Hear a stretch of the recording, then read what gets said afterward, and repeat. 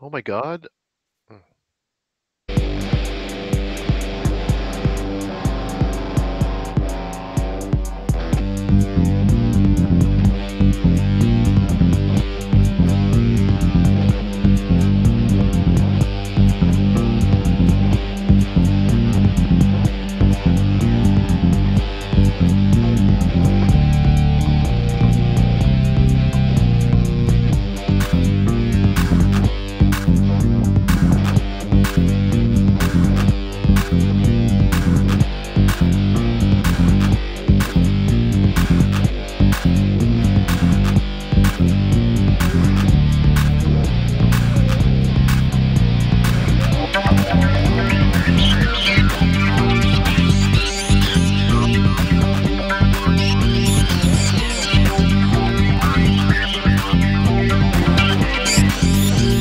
So are we live or not live?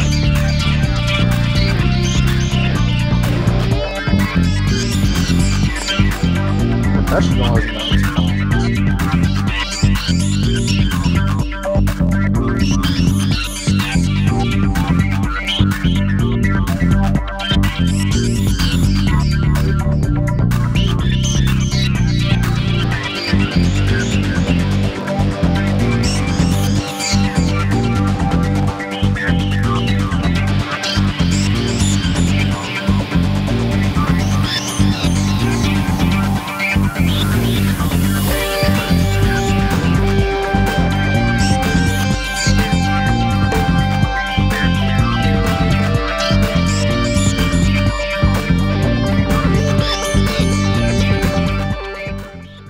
And that exceptionally long introduction is brought to you in part by my forgetfulness, as I forgot to share the link to the ad on social media, or to the episode. So I'm just a hot mess these past couple episodes, man. Friday, I don't remember the rules of the figure I'm playing. Today, I come in really cold on a terrible, terrible intro because I forgot to share links. Welcome to the Metal Lab, guys! I am joined this week in hopefully far better condition than I am after the government has stolen an hour from us by Mr. Tom Kerr. Cheers. And Jay. Jay literally just dropped out. And Jay is now a victim of Canadian internet. Attaboy, Jay. I'm on the Wi-Fi tonight, so I hope the same doesn't happen to me. We'll find out. We'll see. Oh my goodness. What a hot mess. I thought maybe it was There a he gag. is! And we're joined by Jay. I just accidentally closed myself. That was perfect timing, though. Like, it was literally, he said, and Jay, and your Whoop. face dropped like a stone. Oh, dude, this is already my favorite episode because everything has gone When the completely kids gotta haywire. Drop it like it's hot. Oh, man. Tom, how's your week in HeroClix been? Oh, it's been fine. I haven't been doing really that much in HeroClix. I did have a game last night on stream with George. It was streamed on this very channel, so if anybody's interested in watching it, then by all means do so. It was a real tremendous honor for me, George Masu, one of the greatest HeroClix players of all time, and a real great guy as well. Talked to me last time I was down in Michigan a couple of months ago about going on to his high stakes clicks stream that he's doing here in sort of the quote unquote HeroClix off season, if you want to call it that, where he's going to a variety of different HeroClix personalities from the community all over the. Well, at least all over North America, maybe all over the world, we'll see, and playing a little chase challenge with them. So it was cool. It was a little different than your usual type of thing. It was a 200-point game with a couple extra additional rule things on there, and it was also not, rigidly timed. The idea was to kind of go until there was a clear winner, and there sure was. It was George. But if you're interested, check it out because it was a lot of fun. We had a good time. Yep, it's So actually on the channel, so it went up almost immediately. So, yeah, man. all right, Jay, what you been up to this week, other than crushing fools?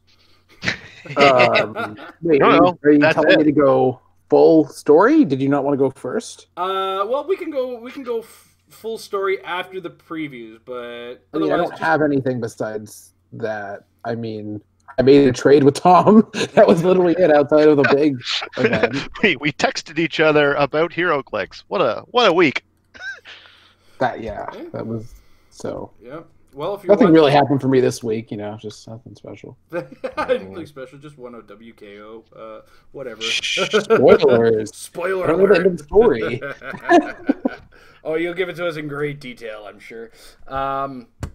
But that said, my week has been stupid because the only game I got to play was on Friday, and it was funny.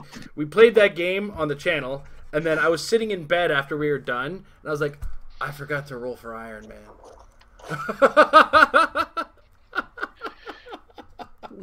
What's funny about, and this is something that anyone who's ever like played on a stream or played a game that's recorded will know, and those who haven't may not immediately twig to. It is astonishing how many just oversights, errors, and simple mistakes you make in any given game of HeroClix. If you think you don't, you're probably wrong. Just film yourself sometime and then watch it again, and you can almost certainly pick out mistakes you've made. It's super common. It happens to everybody, so don't beat yourself up. If I could active judge all the time, it would be really fun. I could be like, nope, and another nope, and there's another nope right there. Yeah. If Jay active judged all the time, I'd probably like him a lot less than I already do. Possible? Yeah, it's a tall order, but I think you could get there. We could get there. You've seen me put back a tall order. Let me tell you. That sounds also doesn't help that the big sexual? the big game ending. Yeah, a little bit sexual, a little bit alcohol. I put back a tall order in my day. Let me tell you. It also doesn't help that when I look back, the big gaming winning attack I made couldn't be made against the character I killed with it. It's just there's so many things that were wrong about it because Amber was using the Cosmic Moondragon, who can't be the target of an attack targeting multiple characters. So right. Whoopie doo. Uh-oh. But the kill on Groot did matter, and then she had 2 minutes left behind a barrier. So I guess I didn't completely cheat, but there's a lot of problems with that game, man. I tell you. It happens. All right, I'm done talking about my mistakes. Let's let game design make some for us, shall we? And by that, I mean it's preview time, ladies and gentlemen. So we move to the preview monitor. Actually, let's look at the much better. Boom, there's our face. All right, so here we go. First figure to look at, Mr. Citizen Steel. Citizen Steel has the Justice Society and celebrity keywords. He is the uncommon prime in this set. His first trait, the Haywood Legacy. When Citizen Steel is hit with a close attack, after resolutions, deal the attacker 1 penetrating damage. So kind of like Close Combat Mystics. To fight Gog is his second trait. Opposing characters with Colossal can't be placed within 3 squares of Citizen Steel. If Citizen Steel cost 110 points, they can't be placed within 4 squares. Instead, they can be moved. And he's got a special defense power on his first 4 clicks. If you spend 110 for him, can't knock me down. It's kind of my thing. Invincible. Citizen Steel can't be moved or placed by opposing effect. I didn't read this figure till I made something that you guys have seen today, so complete accident. Oh my god, I forgot about that. That's why I thought the same thing. He is indomitable, has a JSA. We'll get there later. Me and Tom had some fun, to say the least. I'm super excited. This is the most excited I've been for a show in years. I love when we get to do this little experiment, Tom. More on that later. But he's got JSA team ability. He's playable at 110 or 35 points. He's got Indomitable. Tom, what do you think of Citizen Steel? Jason, I really hate you. Just FYI. Hey, man, the order goes in. Oh, well, you mean like you didn't start with Jay? I'm not going to steal any thunder from Jay on this figure because I don't have a strong opinion, and maybe he does. I think it's cool that he's retaliation-proof, and I think it's, unless I'm mistaken, or there's a specific subsection retaliation. I'm guessing that I'm hearing my voice. I'm guessing that the 110 point 4 square thing is so that he can be next to someone who would get retaliated against, and they also, as long as he's right next to them, there's no way you could get an angle to get the retaliation off on them. I guess that's what that's for. Maybe somebody else knows more than I do on that one. Otherwise, he's really super tough. I don't know. It's hard to imagine. For 110 points, you're looking at 8 clicks of constant invincible, impervious, or invulnerable with decent values and decent damage output, especially with all that CCE. And I'm still but honestly, I'm kind of still So I don't know. Jay, convince me why he's good or not. At 110, he's not, because those attack values are. Yeah. I mean, we're getting 11 attack for 50 points. So, if my character that's twice as many points as Wolverine, when Wolverine also has access to all the perplex, it's not. 110 is a no. Definitely a fun, probably a sealed play, assuming there's perplex that you can get easily enough so you don't just whiff everything. It's too bad that you can never. Yeah, I wish there was a way to combo the two traits, but there's literally no way that can ever happen because there's no Colossus that I know of that can giant reach. Or sorry, there's Starro who can range it, but other than literally that one exception, they're all within 3, so there's no way he can kill a Retaliator. That's too bad. I mean, like I said, rather than just not be able to retaliate, celebrity keyword is good because Daredevil has it, Giant Girls have it, other stuff I can't think of has it. Hopefully, a lot of WWE has it. Values are fine. Yeah, they're fine. In a post-rotation world where it's harder to do alphas and stuff, I think that Impervious will matter. No shredders and whatever. I can't really think of anything good that he can call outside of a Fast Forces Rusty, but even that's fine, I suppose. And you know what? There are also random non-theme builds that can be good, like Beta Ray Bill Citizen Steel could be good. To just entirely prevent anything from happening that you don't want to until they start punching you. And of course, there's the rotation eventually coming, and Joker's Wild is definitely on the chopping block. And I feel like, I just realized you can't play him in Jakeem. That makes me sad. But outside of, damn it. But okay, so I feel like if there's a competitive JSA to be played pre-rotation, he's definitely on it. There's no question about that, especially in conjunction with Barrier. So yeah, so you can be playing a pretty defensive strategy, assuming that there's something else also competitive going on here. Because I don't really think, once you take Jakeem out, basically everything is less than 50 points. You can't even do good call-ins. So assuming that there's something also good in this set, I could see it pre-rotation and maybe even post-rotation. So overall, thumbs up. It's so cheap, so good stuff. Fair enough. I can't argue with anything that was said there. So next up, we move to the wonderful land of Mr. Oz. He's got the Kryptonian and Cosmic and Scientist keywords. He is Jor-El, for those of you who are comic interested. He's got the Hyper Time and the Superman Ally team ability.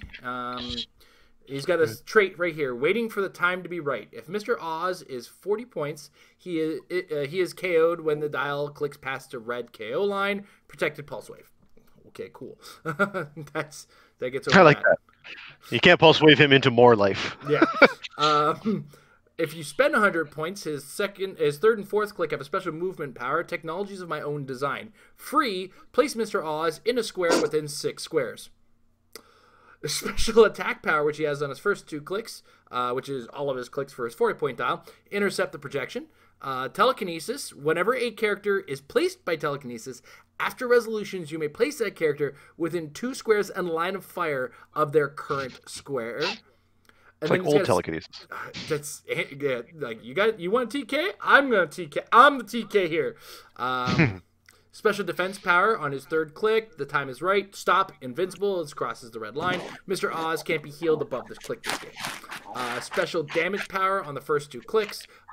Manipulate from another dimension. Probability control with a range value of 12. When Mr. Oz uses it, he can use ignore blocking, ignores elevated, ignores characters. Obviously, doesn't have to mention ignore hindering because the Superman ally team ability is there. Jay, what are your thoughts on the 7 range Mr. Oz with flight? The 100-point line is questionable, I think. Agreed. I'm not saying no, but not necessarily yes right this second, although there's some cool stuff to be done. Like just do a call-in and then just automatically get to poof them, depending on where you place. Yeah, literally automatically poof them unless you place incorrectly. Is fun, and 100 points will call in anything. And also, it's annoying to get to him because there's next to no stealth busting right now.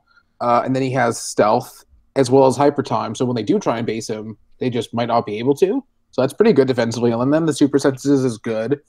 Cosmic can have a lot of initiative bonus. So play him on that Wakanda map. And of course, that's even harder to get through. And at 40 points, he's so obviously good, and I think the best figure in the set that I don't think it needs to be said. Right? Like this, I don't think I need to explain why 12 range prob that ignores them. I mean, we're already playing that with Spectre, and he does more. And there's also like random inspirations you could use to make him offensively good. Like Bounty Storm has Energy Explosion, and you're probably calling her in anyway with either a Unimind or 150 point Black Panther. There's all sorts of inspirations that he can do good stuff with. And then he also just randomly, if you somehow have wild cards on like probably a Scientist team, Superman and Hypertime are both good. And I'm pretty sure Hypertime is still copyable because Casey was the same thing. Then they changed it. And then and stealth busting attacking on top of all that because of that. In case you just really need to like hit something that has stealth, so you can up his damage output somehow. So, and also just Staxi, 6 movement is fine.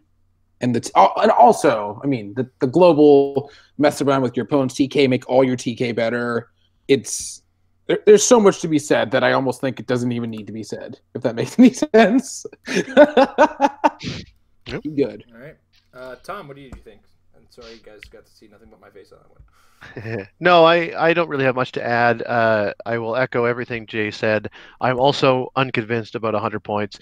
I really wish that he had willpower after, like, even if he had a trait that said, he has willpower on his 100-point dial or whatever, that would go a long way. Without that, I don't think I'll ever play it, considering you can't reliably get to the point where you're using him all that effectively. But for 40 points, he's an easy sell. Yeah, so I'm not sure if it was mentioned, but I do like the idea of either being able to boost or deny telekinesis. Because Jay did say that. If you're using that, you get that possible extra 2 squares, or denying positioning on your opponent can go a long way. So I'm going to shut up now and move on to the Red Death. We're in Chase Country, gentlemen. All right. So this is part of the Dark Knights. He's got the Dark Knights, Monster, and Speedster keywords. We've gone over the Reckless Disregard. Let's go over it again because somebody might not have watched our previous episodes. The Reckless Disregard for life. Once per turn, when Red Death targets and hits a single opposing character with a close attack, after resolutions, deal each other character that is adjacent to either the Red Death or the target 1 penetrating damage, includes friendly characters and usually the target. We will not hide in the shadows anymore. When Red Death occupies clear terrain and is targeted by a range attack, modified defense by +1. When targeted by an opposing character that can use stealth, modified defense +1. When targeted by an opposing character occupying hindering terrain, modified defense +1. And these modifiers, of course, stack on top of each other. So if they happen to have stealth, be occupying hindering terrain, and you happen to be in clear terrain, and you're targeted by a range attack, that's +3 defense. Okay, and then we have Speed Force Storm. When Red Death hits an opposing character, you may generate a Speed Storm marker in that character's square, maximum 3. Free. Choose a Speed Storm marker and place it into a square adjacent to its current square. Free. Choose a Speed Storm marker that was not generated this turn and roll a d6. On a 3 to 6, give a character occupying the chosen marker an action token. He ignores hindering for movement, 200 points or 100 points. Indomitable. What you see is what you get on the dial. It's all PAC powers. Tom, what do you think of the Red Death? I don't love it. I mean, again, maybe you or Jay see something that I don't. 200 points is a big investment for those 3 extra not outwit proof clicks. I mean, you're basically, that's 200 points for 2 hits or maybe even 1 hit if they've got some kind of outwit on them or whatever, or I guess just a high enough damage output. So, given the fact that without it, you're only at 10 attack, Prob is nice. Defensively, he's obviously a lot stronger than he is offensively, but, I don't like the fact that his defense trait is something you can largely work around, besides the whole using stealth bit. So I mean, well, like I shouldn't. He can't work around. He'll always be +1 if he's out in the clear. He may be additional +1 if you can use stealth. So it is using your own team against you, but I don't think stealth is so pervasive that it's really you can go to a tournament confident in being able to you'll have any more than the +1 on the defense dial. And with his attack values as low as they are, and again, I'd hate to keep harping on this, but he's not at wit proof. He's not even standing. Like even if you had a way of giving him stealth. You in a way you don't want him standing and hindering if you're trying to use that to protect him from possible outwits or whatever. So anyway, I'm rambling a little bit. I guess the point is I don't quite see it. It feels like they loaded an awful lot of stuff onto him, and as a result, they just couldn't justify making him any cheaper. But as a result of that, I think he's a hard sell at both 100 and 200. Am I wrong? Jay? I feel like they overcosted the trait that it's unique, that the Speed 4 trait that's unique to him, obviously, I feel is probably factoring for the overcost factor here. The style, I think, is overcosted even if we're talking casual, and then if we're talking competitive, that's 2 degrees overcosted. It's not a bad thing for casual pieces to be overcosted, but when we're talking competitive, it's not the same game, essentially. I do like the idea of the synergy of Hypersonic and his damaging trait. Like you can almost like Shredder with him. Yeah, that is cool. The ideas are good. Everything's good. It's just literally the values, unfortunately, for the points. Like if you took the 100-point line and just shaved some of that off, I would maybe see this seeing some play, especially in a post-Shredder going away world. But as it is, not happening. Sealed. I would hate to not play a Chase in Sealed. I would definitely play him at 100 points in Sealed. I mean, you'd have to have I could see it. Pretty strong pulls not to do that. But prob, but yeah, that's probably justifiable for the prob, and then the randomly. I mean, he is pretty fast even at that point value, so that's probably fine. I think he's tough enough if you don't know you're up against outwit, and the trait will matter a lot. Defense, maybe 20. Yeah, the trait will matter a lot in Sealed, especially because he can move through the hindering, and then if you think, yeah, it's probably fine for Sealed. Yeah, I kind of look at this figure and I see the numbers, and I think of the Elseworlds common Flash. It's like the numbers are all very similar to the most part. Flash Less started with clicks, 19. and he's 45 points, right? Yeah.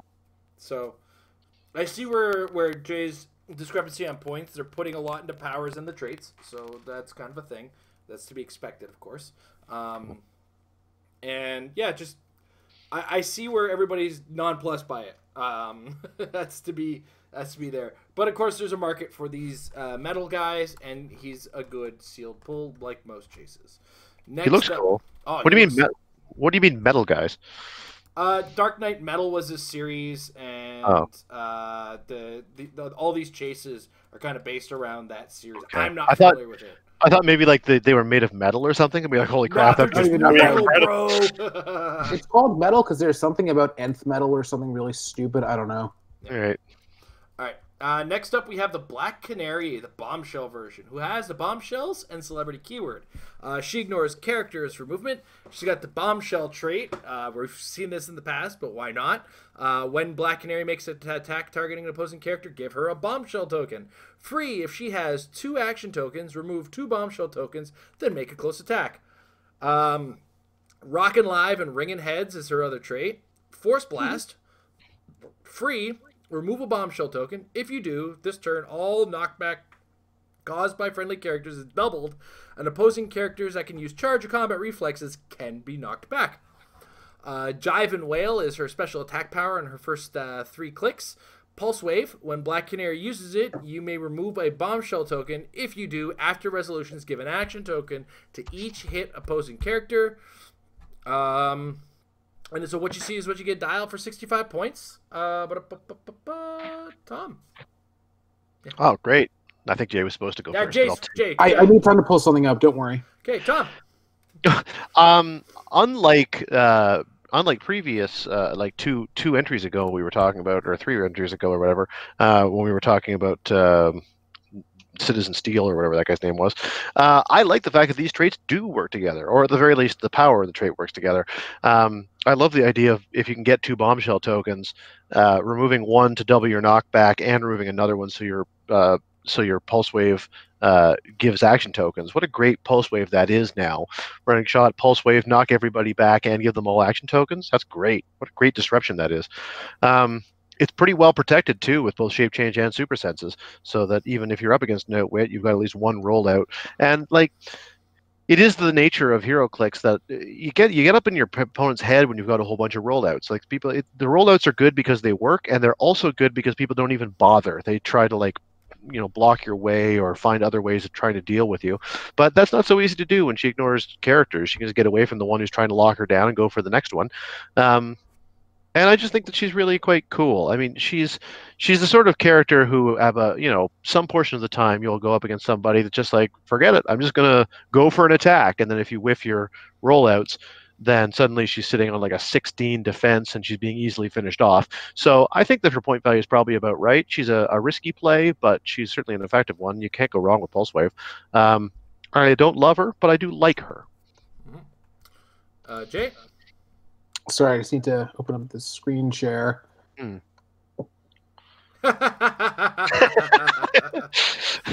just knock back the map. Yeah, quadruple knockback seems okay, As far as the character goes, if you're not playing this in sealed, I don't know what the hell this set looks like. Defenses are good, and for the points, the defenses are fine, I think. The offenses are... Oof. If you're playing a casual bombshell team, a lot of them actually do have knockback from super strength, or Quake on Maris. That's actually pretty good. And I'm pretty sure the timing works so that you can always do the token with Pulse Wave, because like you declare the attack. It doesn't actually say when during the attack. It says when she uses Pulse Wave. I don't know if that. I had to double check the exact way that works, but I'm pretty sure you can do that right away. I mean, I'm assuming this is a turn where you don't want to do the double knockback, but I don't know if there's a bombshell competitive team yet. But I mean, of course, it doesn't really matter because I just remember that she has Celebrity as I'm looking at her again. So yeah, Celebrity, please give all the wrestlers Celebrity. I do love that we're still working on the assumption that all wrestlers are going to have the Celebrity keyword. I mean, I would love it. It's hard to justify other keywords in a lot of cases. Like the pool is limited, so I hope that they'll be generous with what there is. Well, what else would there be? Like Warrior is a stretch. Yeah, Martial Artist is good. Brute is probably good. Brute, yeah, Brute's probably the most. Brute works on quite a few of them, yeah. Yeah. But even without it, like there's still like all the Giant Girls. There's Daredevil. Like I think you could do some work here. I can't not talk about Wakanda, but on that sort of team, I mean, even play like her Daredevil is only 125, and then you have room to fill in with all the Giant Girls to make sure you win maps. So, and then Daredevil also has blades on dial, so you're going to want to be doing that too. So, I feel like there's some potential there, theoretically. Gravy baby. All right, next up, Starfire. Excuse me. Outlaws, Teen Titans, Cosmic, and Warrior keywords. She got the Titans Reborn trait. When Starfire is given a move action after resolutions, she can use the Titans team ability at no cost. She's got a special movement power, which she only has on her last click. I can tame any man or creature, charge, flurry, force blast, and earthbound neutralize. Special attack power on her first 3 clicks. Starbolts, energy explosion. Starfire may use it at no cost instead of a range attack while using hypersonic speed. You still have to half her range. They explicitly mention that.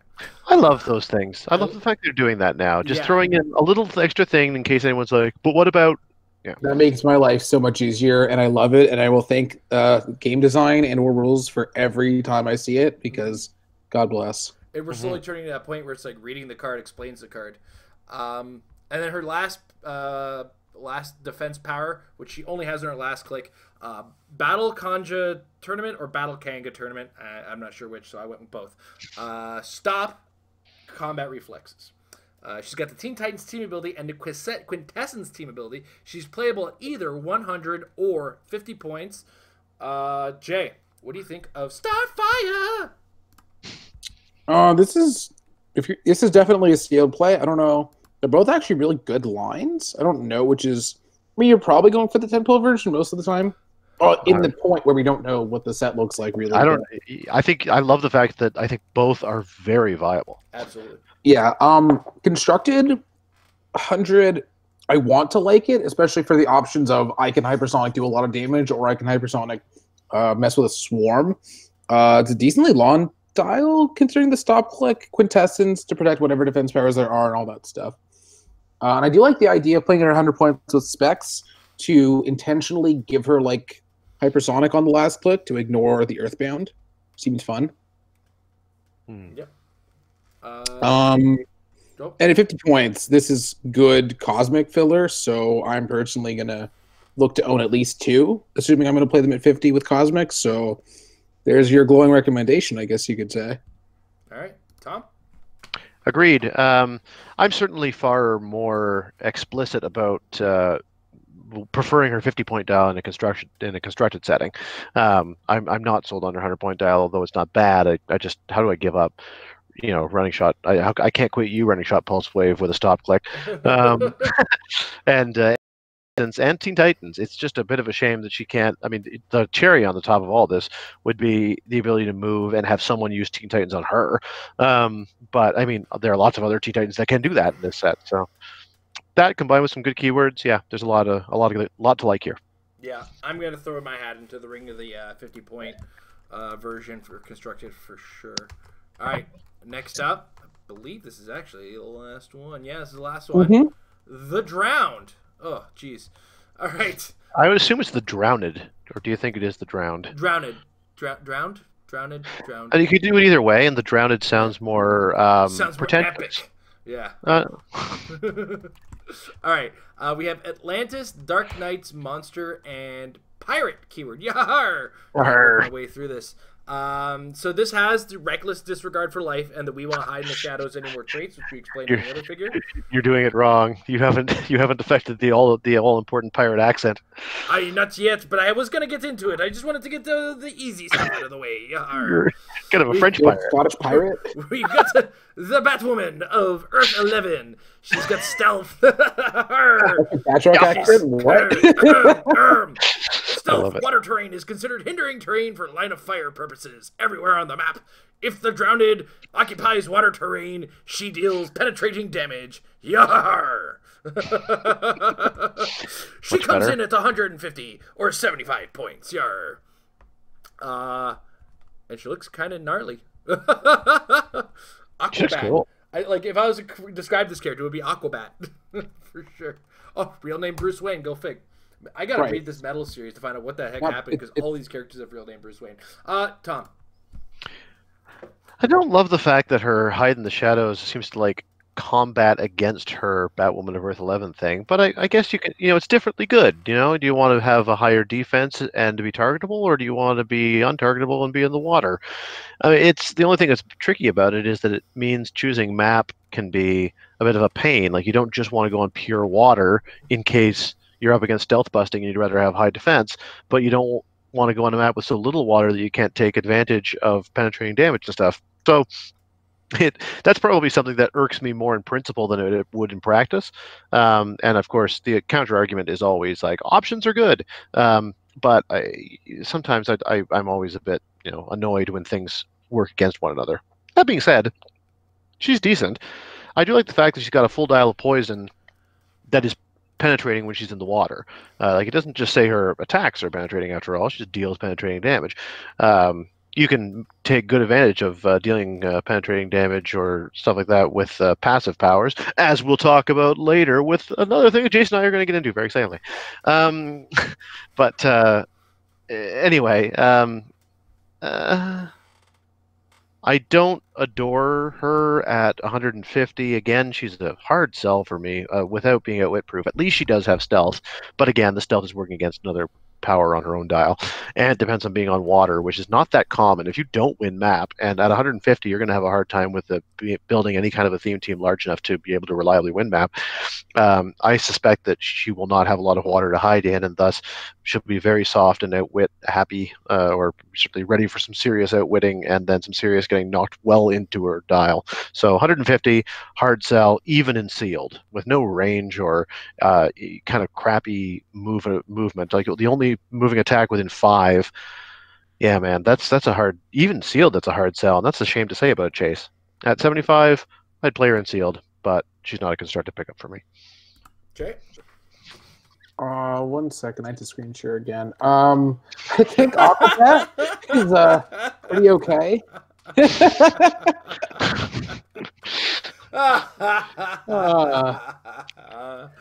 Oh, I feel like today is a silly day, guys. Even Jay's getting into the comedy game. I know, right? Right? Like, it's since when did Jay get into the comedy side of the show? Tom, we can keep him now, I think. Yeah, I know. Proving his worth here. All right. I actually had thoughts. I wish that it wasn't the gender bent version, so that it would be named Bruce Wayne for what's it called? For Rock Age Colin, or whatever Golden Age for Bryce Wayne, my bad. Yeah. It's actually hard to see on the card. I just happened to know because I looked it up. Super hard. I had to really. I don't believe you. The resolution on these is kind of like, that's part of why I went French when I was trying to read it. It's like, wait, I don't know. While I was pirating. That's a pretty specific thing that I don't even know I would use that often. So. I mean, the fact is that you have the Murder Machine option already, which is insanely good in that format. Yes. So you almost might as well, but you can't. So it's a moot point. But yeah, it's hard to disagree. Like, it is a kind of weird interaction where you have a trait that doesn't want you to be in stealth, but then you're in stealth. And then if you're in water, it's stealth, and also not clear terrain if they do ignore stealth. But I do like the fact that she's a swimmer, so that if she is in water and they stealth bust, she still has a +1, which is fun. Yeah, for sealed, I guess you're right. Yeah, it's a good point. I forgot about that. For sealed, I feel like if your polls are somehow really good or you have monster theme, you might. You're not getting any of these other keywords in sealed unless there's just a really good Aquaman. Yeah, I guess if you can get theme, maybe play the higher points, but otherwise, I think the lower points is probably fine. Assuming you can just set up regular stealth, because we haven't seen a lot in this set that can one-shot, so you're going to end up with a stealthy, poisoning, reflexes, and plasticity. It's probably okay for 75. I don't know. Yeah, no, I mean, go ahead, sorry. It's my favorite of the dials for fun, that's for sure. I would totally see myself playing with this for casual, that is for sure. So, and it is a good sculpt, so can't complain, really. Mm-hmm. Yeah, I can't really add to. You guys have basically covered it. It's weird because when it comes to the high end competitive nature of a lot of these dudes, they don't really fit the that form of what we want for competitive play. Except I think the only one that's really made me go yeah has been Dawnbringer. And mostly because I want to bring my Pog teams on the idea that other people are going to bring Dawnbringers and then watch a mess ensue. Jason Mess sounds about right. Absolutely. It's like, I brought top Pogs. Oh, you brought a Dawnbringer? You think that's going to counter me? No. no. That was a good... Is that all we have for the show this week? No, we have a little bit more to talk about this week. Jay, you haven't... Yeah, I heard that you played a Git tournament. You went south of the border and did a thing that they usually come up here to do. Jay, what happened? Well, it's actually funny because my Swiss polls were not... Okay, so my Swiss polls at the sealed event at Eternal Games, which is... I really wish you had mentioned that the last set of previews were from there, because that would have been pretty fun. I'm going to say, well, what? Never heard of it. Whatever. Oh, sorry, those last... So Black Canary, Starfire, and The Drowned were all from Eternal Games? Yes. Oh, so wait, you went, beat them, and brought previews with you? Is that what you're saying? Oh, man. I love how we're doing the smack talk for Jay. All right, he'll get into it soon enough. It's all right. Oh, boy. It's too bad because I did have to beat a Canadian along the way. So, yeah, sealed open this past weekend, Eternal. I wish Tom could have made it, but he had plans. Yeah. I can't remember what I was doing. But I think it was working.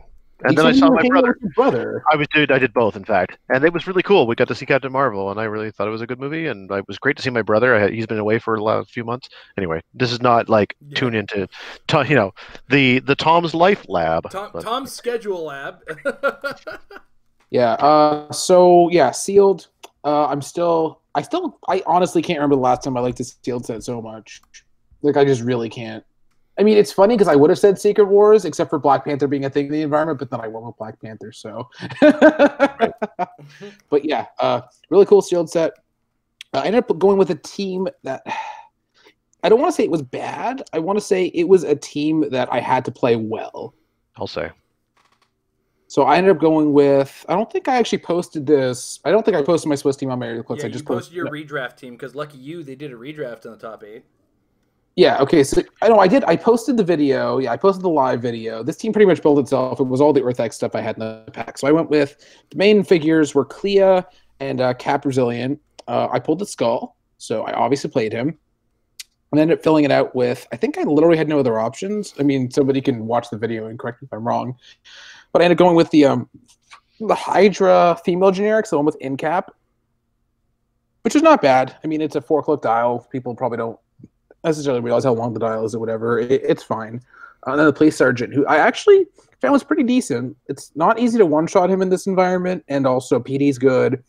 And then the Empower is really good, especially with Title Cap making multiple attacks a turn. Like, if you can set up a running shot 2 squares away and then do the move in and then punch, he's doing a lot of damage. Actually, wait, if you do the running shot with 4 damage, oh my god, you can do 9 damage if you set it up right with just those 2 figures. Either way, that's what I played.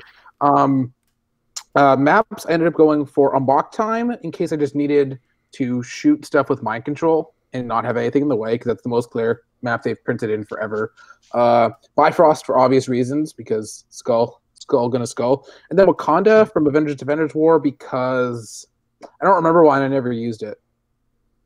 I think I just wanted a map with some hindering just in case. I honestly don't remember. I guess I have Clea. Okay. Oh, no, actually, Clea ignores hindering terrain for line of fire, so I can kind of see why I thought that. Never used it in Swiss, though. So my first round was against Ron Mesperger. He had his big awesome piece was Venom Gwenpool, who's actually very good in Sealed because of just having prob, giving out energy shield, hard to hit, plasticity, all that good stuff. Also Cap Resilient, Mr. Negative, and Karnak. I end up winning map roll because I have a +5 on his +0. I picked the Bifrost because I wanted to do Bifrosty things. So what happens? I move up into some of the elevated, so I have some good lines of fire for his approach. And then he moves up.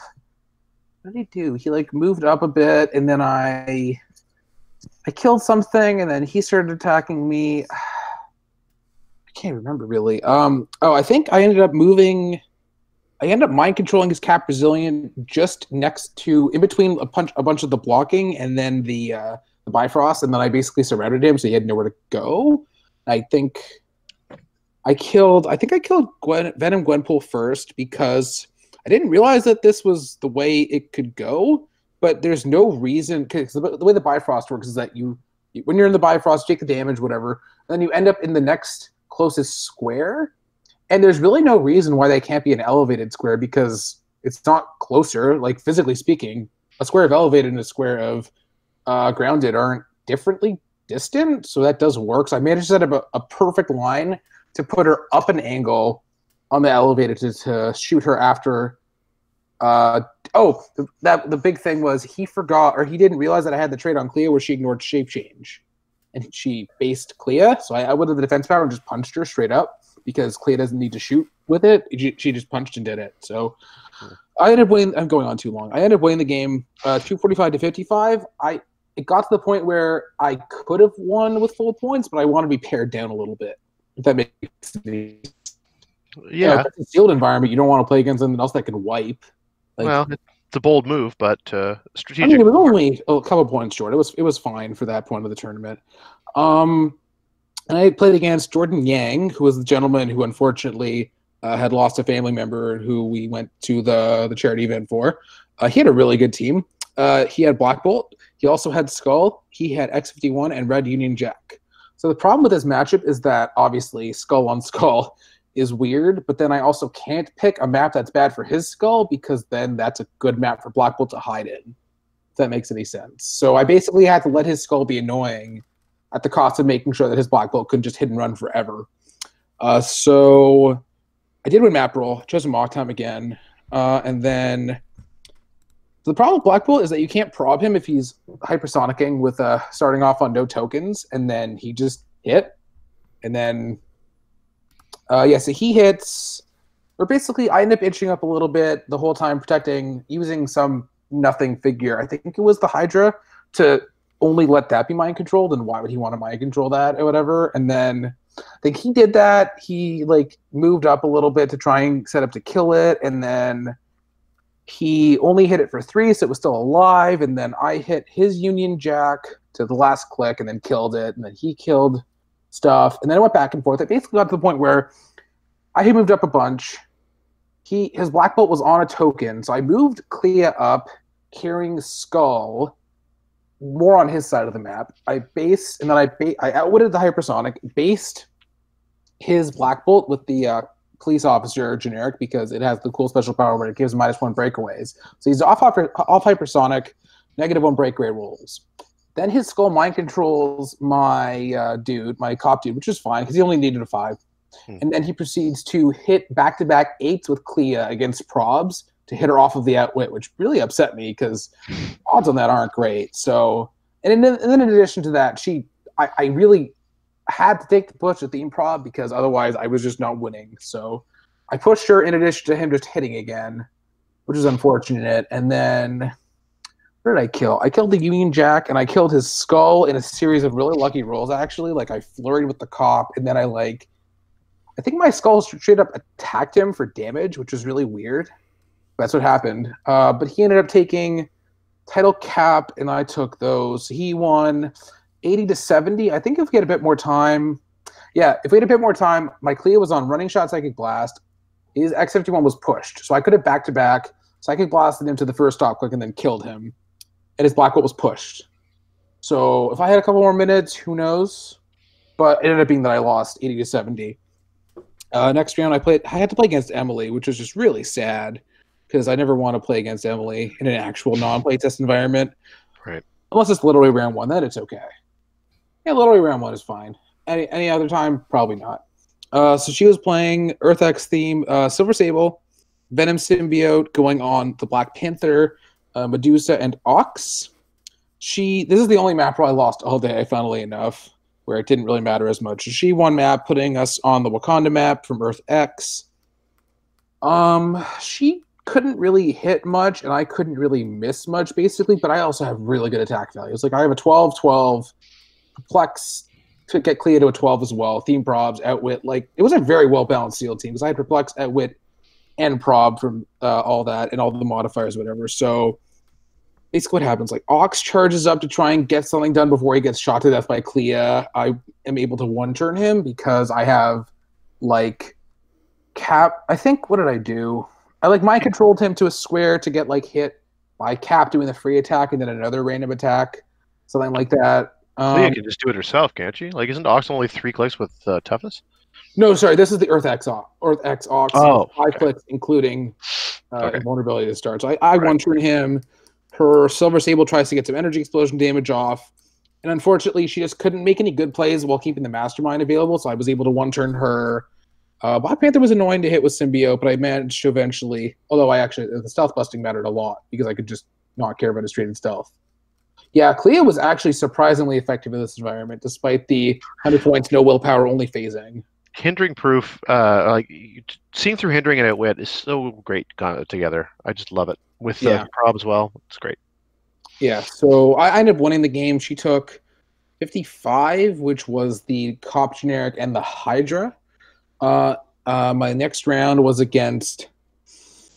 It was a very interesting team, because this is the person that I was sitting across from when we first opened packs to, like, verify that your opponent was opening the packs properly and all that stuff. And he pulled Madam Hydra, and I was like, you should probably not play that. And he did anyway, but he was correct because he had Stegron, and he had a Mr. Negative. So all the Pogs, all the Mastermind forever, and then he had Venom Spider-Man as well. So all in all, pretty good team. I win map roll again because no theme. I picked a mock time because Bifrost didn't do anything because I can't mind control the dinos anyway because Battle Fury. Just the mind control wasn't really going to do anything in this matchup. So I move up as much as I need to. I let him come to me. I know that his dinosaurs have 10 and 9, so he's probably not hitting against theme probs. I play against Hulk the next round. You're going a little ahead of schedule, Jason. I was just showing that the Hulk can hold his own card. It's so cute, and I've never even tried it. Okay, so basically, yes, he does all the dinosaur shenanigans. Including basing with Madame Hydra's plasticity. So I do what I think. I do what I think is a good play. It's just that Dice didn't agree with me. So I go for a mind control from Skull to Madame Hydra. 12 on 17 because you can't mastermind mind control. Move her away from the mastermind fodder, and then just destroy her. Hopefully, but then I rolled. I only needed a 5. I set up for 1 theme prob. Actually, I didn't even really set up. I only had access to 1 theme prob. But then I roll a crit miss and a 4 back to back. So Ouch. nothing you can do about those rolls. I miss just a whole lot of rolls in general. It basically comes down to he has his first turn where he makes attacks. Nothing really happens for him because he don't think he really hits, but he sets up. I miss everything, and then it's just like, okay, this is game over. And then it's at the point where I have next to no points, and if I lose, I'm done the day pretty much. So, but then he manages to start missing some stuff. I managed to get some good breakaways to get where I need to go with Skull against plasticity. This, that, and the other. I set up to kill Stegron, thanks to being able to carry Captain America and then do the free attack afterwards. So I kill him eventually. The game goes to time on his turn, but he's not declaring any sort of action. Although, even if he had a single action, there was nothing he could have done. So the game ends 75 to 55 again because he killed the 2 generics. So now we're in round 4, round 5 of Swiss, and I do need to win this game because my points are terrible. So this is not a 3-2 that's going to get in. All right, sit across from a pretty scary team. It was Hulk, Prime Vulture, Karnak, because, of course, Hulk needs more Perplex, Tinkerer, because, of course, Hulk needs Empower, and Hydra Super Strength generic, which is neither here nor there. So yes, he has Empower, makes more heavy objects for Hulk, perplexes, and then Vulture just clean up whatever Hulk doesn't want to kill. I win map roll. I choose a mock time because again, Hulk has Battle Fury. I can't mind control him to the Bifrost. I have no reason to go on Wakanda, so just a mock time by default. He unfortunately missed positions such that I can mind control basically, well, not turn 1, but I can mind control pretty much after his turn 1 to have Vulture kill the Bruce, only missing on a crit miss. I don't crit miss. So Bruce dies. He had 1 soul token, so he took those 2 damage. It was neither here nor there. It was just a matter of not having the insane soul token effects and no protected outwit, which is important because outwit is theoretically important, whatever.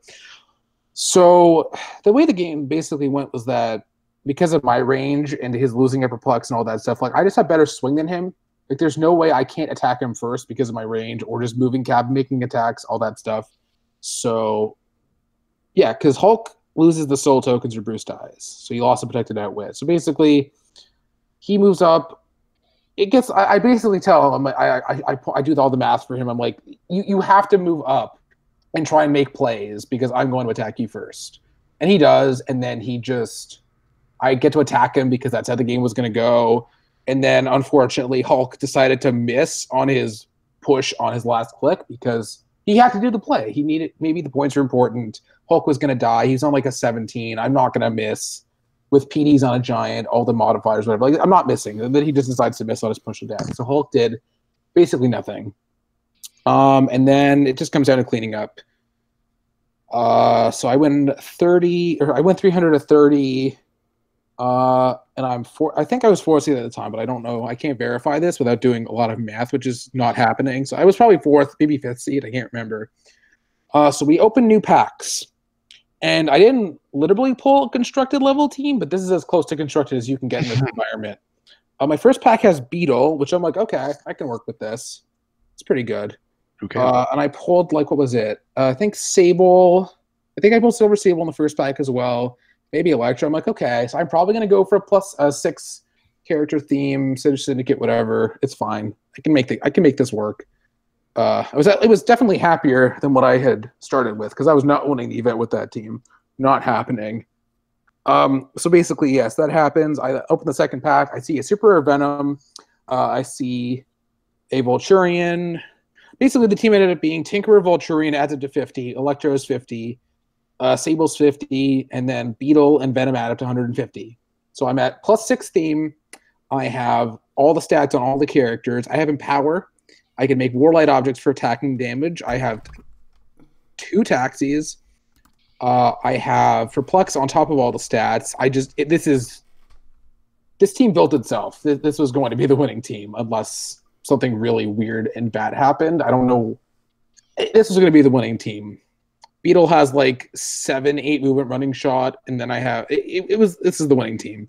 So I ended up deciding to go for Mock Time again just in case I need it. Pal Farm because it's pretty open, nothing in particular, no blocking, seems okay, theoretically useful.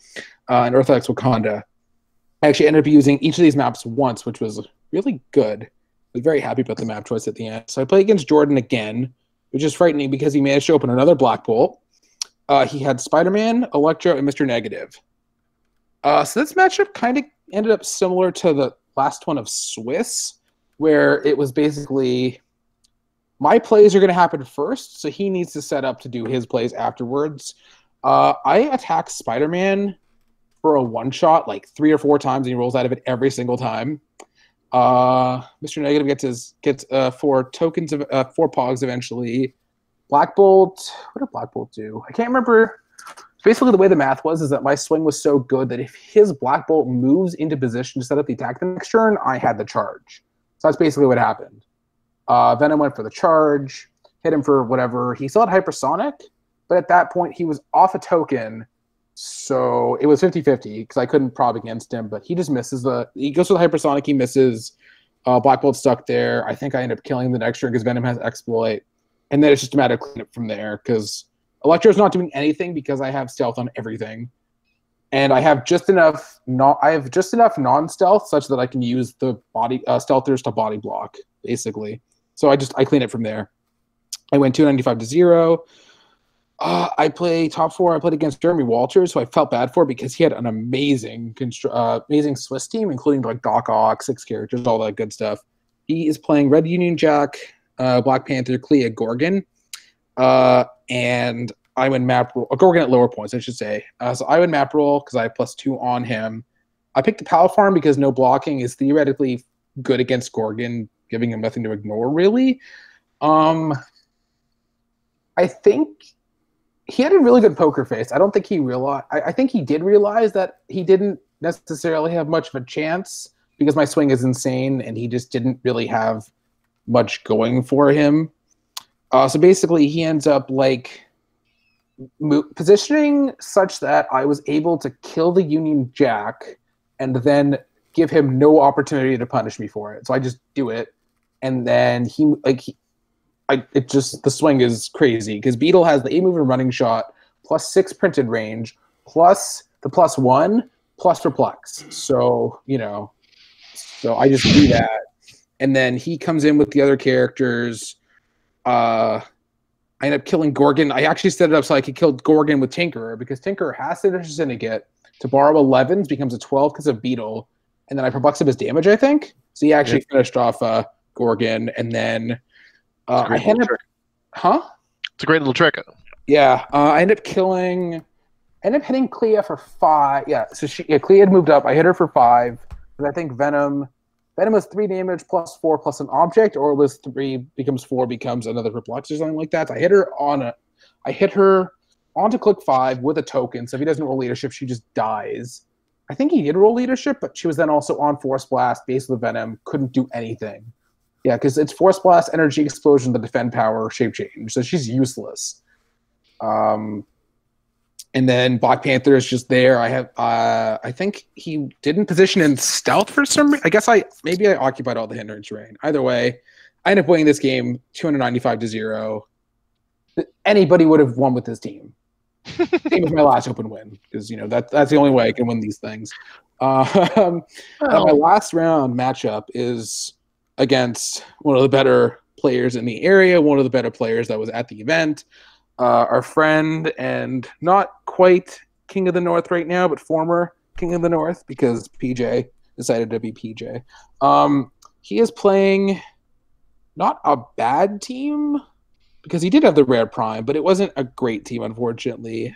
He had the rare prime, which became the bodyguard for President Osborne. He had the Black Knight. I was really scared because I thought it was Black Bolt to begin with because I just had Black Bolt PTSD at this point, but it was just Black Knight. So it was okay. The Hydra female generic and the Rhino. He ends up basically making a flunky and then pushing one of them to death, so he has the 6 characters he needs. Yep, makes sense to me. He positioned... Oh, I would map will put us on Earth X Wakanda this round. Like I said, he used all the 3 maps in all 3 rounds. He positions Miles on the elevated on a heavy object for stealth, but I'm able to just get the line of fire I need to simultaneously shoot it out and keep everybody in stealth. So I do that. I shoot him for 5, but he super senses out of it. And then throughout the game, he just super senses almost everything until the point where I think, super senses is a 1 in 3, but I feel like his rolls were actually the inverse. So, he ends up eventually charging up with Rhino, and crit misses on a push. His bodyguards never do anything of note. President Osborne ends up on his charge click, and I think he actually hit at one point, but he didn't kill whatever. Miles ended up on the sidestep RCE relatively quickly, although the outwit wouldn't have been relevant anyways because of all my stealth. And Black Knight is not that good, so I think I hit him, and he doesn't accomplish anything. I kill him. Yeah, Adam's pulls weren't bad, but they weren't good either, and I really think that he played that as well as anybody possibly could. And his dice were just really not kind to him, and then I had theme props on him as well, and it just... Literally anybody would have won with my pulls. So I won eventually. He took 105 according to the wins. I don't remember exactly what that was. Like, I think Beetle died eventually. He did better than me, better against me than anybody else did. So in the top, or in single elimination portion. So I ended up winning. I use a qualification. I'm definitely not using it US. So if you see me playing at a Nationals, it's not Canadian. It's somewhere random. So... Yeah. Suddenly in the English Nationals. Yeah, exactly. That's probably the plan. Oh, congratulations, Jay. Congrats indeed, sir. You did a fantastic job, and you're on a bit of a tear there, eh, bye? Yes. Yeah, we'll see what happens this coming weekend at Jack's. He plays, he wins. So I still stand by what I said when I found out you won. Give yeah, me a friggin' Isaac, eh? Oh no, you were like, what? You said like that's 2 sealed wins or something. Like you really got to rub it in. What? No, well, I mean, I've had my share of sealed wins too, so don't worry about that. I mean, I want the Isaac. Yeah, I should have an extra lying around. Get your friend Jason and Isaac there, because he's gonna suck it up this weekend because he can't figure out his team. Or I might have to build a brand new one because I'm loaning pieces of mine out to other people. Specifically my wife. Oh. Tom. Yes, sir. We had some fun today. Sure did.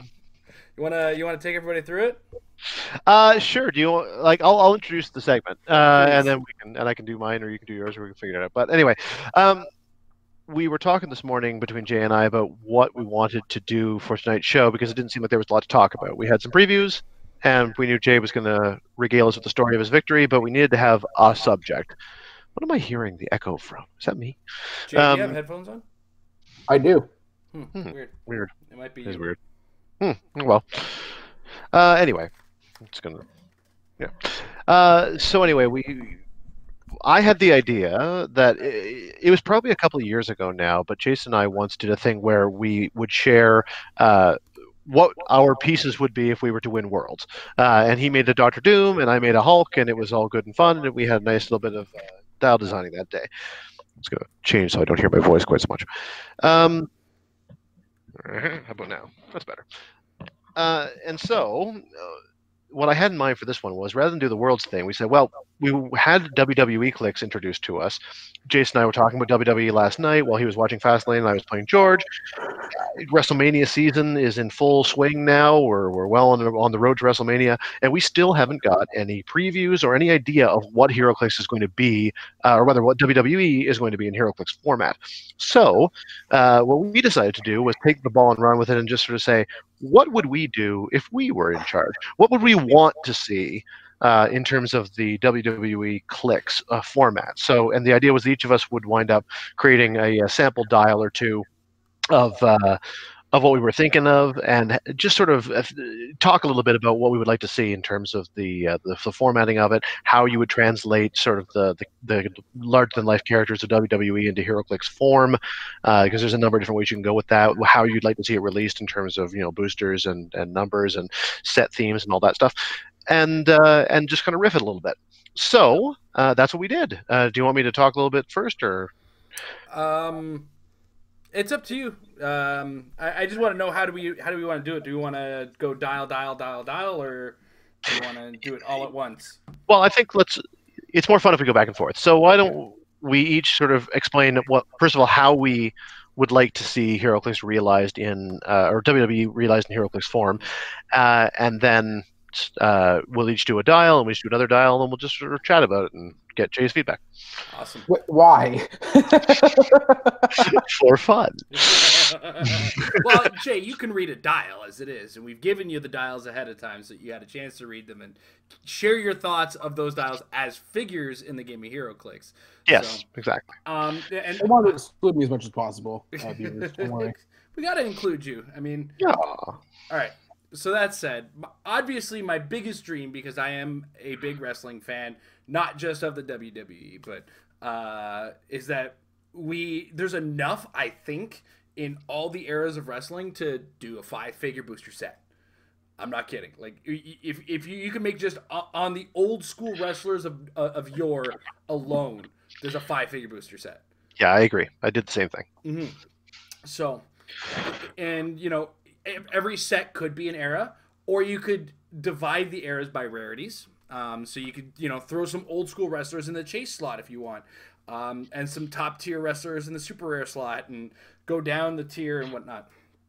And kind of theme. You could do like a whole tag team themed set if you so desired, and just go tag teams over the years and everything like that. And even shift focus. You use the shifting focus to show the difference between styles of wrestlers throughout the years. So that would be like the dream. Obviously, I realistically am expecting single booster. Well, we're not here for reality. Of course. We are doing the HeroClix version of fantasy booking. 100%. Now, I didn't necessarily choose my all-time favorite wrestlers when it came to making up some dials. I think the next time we do this exercise, Tom, we should pick our all-time favorite wrestlers without telling each other who they are. Yeah, okay. I'm down with that. I don't know if we actually collectively know, so. Yeah. But I did choose one of my favorite, and the one I have one of the most memories of. Though I did have to jog my memory a little. I was sitting at work, and I had a little bit of downtime during my lunch, and I went back in time to WrestleMania 3 at the not too far across the lake over in Michigan, as a matter of fact. And what is regaled as one of the most memorable matches of all time was Macho Man Randy Savage versus Ricky the Dragon Steamboat. Of course, I'm a big Macho Man fan. Those deep arm drags of the dragon. Oh, man. And you know what? I look back on that match, and nowadays that match would stand up because the pacing on it was beautiful. It is still one of the best ever. Like, everyone says that, and everyone's right. Absolutely. So what I did was I took my favorite wrestler from that particular match, and I made myself a dial out of him. Now, George the Animal Steel on the outside? Absolutely. No, it was Miss Elizabeth. Come on now. I just want to put this big yellow warning on the top for you guys. Just me and Tom are playing fantasy booking / game design dial. So on the top, as I says clearly, the dials being presented are the works of Jason and Tom playing pretend game design. These are not previews or dials. These are not real. I think they get it. These are Mickey Mouse or fiction. That said, I made myself a little bit of a Macho Man dial. Now, I went with something for all of the wrestlers that kind of like what they did with Street Fighter. I created a team ability for it.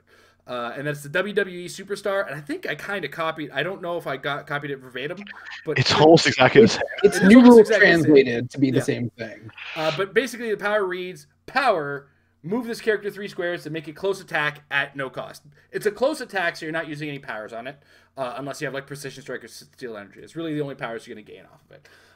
It's kind of like a Charge Light, but I kind of wanted to put it on all of them. Boost their points up a little because I'm unoriginal when it comes to pointing. I put a celebrity keyword on all my dudes and a WWE Superstar on all the dudes that I expect to be wrestlers because this kind of set I think is going to lends itself to that. And I forgot to delete Martial Artist off of Macho Man because he's not exactly throwing spin kicks. But I do consider wrestling a martial art, so I'm not against the idea of putting Martial Artist on all of them as well as celebrity. So, Fair. That being said, I also had a little game design idea called The Big Finish. Every wrestler has a finishing move. And they don't usually pull them off unless their opponents are fairly tired or worn out. So there is a condition that your opponent has 2 action tokens when I use the Big Finish as far as the design sensibility. And in the case of the Macho Man, Randy Savage, it's the elbow drop. Ooh, yeah. Best elbow drop in the business. The best, second best now. Io Shirai or Kairi Sanes is pretty beautiful. That's fair. I don't know. They're both so great. But if Macho Man is on a square of elevated terrain that is on the rim, and there's a character that has 2 action tokens within 2 squares and line of fire, I have to qualify this a lot. I was telling Tom, like, I have to get wordy with some of these powers because this is the idea of he's jumping off of, in the case of HeroClix, a building. So we had to go a little bit comic booky with it because you're not going to get top rope. Yeah, screen share that dial. We're not going to fall. Oh, the dial. They can see the dial. Oh, they can. Yeah. I'm just looking at the HC realms. I'm going to share yours as well with it. So. Okay. I mean, I can do that. I'm prepared to do that too. I have it all laid out. And in the case of the big finishing moves, because they're worn out and they're not going to be able to do anything, there's no attacks involved in this. They just deal damage, and they're going to deal 2 penetrating damage. That's flat out it, because you've earned it by getting in the specific position and getting them worn out. Now, Macho Man's not without his ability to do that, but we'll get into it a little bit. It's a little sketchy because game design is going to kind of trump reality in some of the cases. But anyway, if you look at the dial, the first 2 clicks again perplex. You ever watched a Macho Man promo? Nothing from nothing, Mean Gene. The cream rises to the top. Where did he get the creamers? Where did the creamers come from? Where did he find so many creamers, guys? Too hot to handle, too cold to hold. Hulk Hogan was hot dogging. I gotta get a Mega Powers Implode version of this guy too. Anyway, but I go back to the match that I was watching, and Macho Man was moving around the ring like he owned the place. I mean, he was transitioning from on the ring to on the top rope to outside of the ring like he was flying, like he was teleporting almost. It was beautiful, smooth. The entire match was super fast paced. So what I did was I gave him this movement power called the Ring General. It is sidestep instinctively, but he's also got another ability called Free, or that gives him free. If Macho Man is on a square of elevated terrain that is on the rim, and there is no character within 2 squares in line of fire, there is a character within 2 squares in line of fire of Macho Man on a lower elevation, place Macho Man adjacent to that character and make a close attack at no cost. If Macho Man misses with that attack, deal him 1 unavoidable damage. So there's a little bit of risk-reward situation. You're making a normal attack, you're coming off of the top rope, but if you miss, you're going to pay for it. Right? Well, what's kind of cool, what I like about it is the fact that you're not saying opposing characters. So theoretically, you could pop next to a friendly character that's 2 down and then attack an opposing character adjacent to them. The Mega Powers did implode. But they were friends beforehand. That's just a little bit of miswording. This isn't like the Doctor You meant Doom. for it to be. Yeah. Well, I mean, the way I thought of it is like if there was a friendly within 2 and an opposing within 3, you could pop next to the friendly and still attack the opposing. Like I wasn't assuming you would attack the friendly. I was just saying you could check any character for placement, and then you might do the attack normally. That also works, without having to change it. That does work. So yeah, I'll stick to that. I'll stick to that then. It gives it a little more likelihood it'll happen. Yeah. My image was him throwing a double axe handle on an opposing character, but he's the Macho Man. he tried to pin Yokozuna in the Royal Rumble. I also like the idea that he could sidestep and then use his team ability to move 3 squares and attack somebody while on elevated, and then jump off the elevated with a free action to attack somebody else. Classic. It's the Macho Man. He's everywhere. Or hit somebody, knock them off the elevated, and then jump on them. Yeah. Now this one, hold him against the ropes. If you go back and watch the match, there's a lot of situations where Macho Man's got Ricky the Dragon Steamboat on the side of the ring, or side of the ropes, and he's kind of wearing him out, wearing him down, putting pressure against him, that kind of situation. So hold him against the ropes is the next power, which is free. If Macho Man is adjacent to a character who is adjacent to blocking terrain, give that character an action token. Now, in hindsight, I also kind of wanted to, in my head, while I was, after I'd copy-pasted and put all this there, I was thinking to myself, perhaps I could also add in on adjacent to a square of higher elevation, just in case you want to set up. A lot of Macho Man's things require elevated terrain. So you get him beside a piece of elevated, and it kind of gets the same sort of effect going, so that you can kind of combo things off. That would be a second draft version of this. This is first draft. I literally did this this afternoon. This is not like my Doctor Doom. I've been working on this my entire life dial.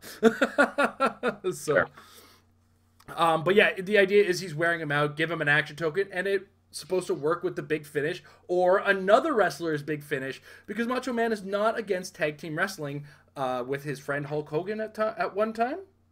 So. And then he's got this power on the last 2 clicks called By Any Means, and Macho Man at the time was a heel.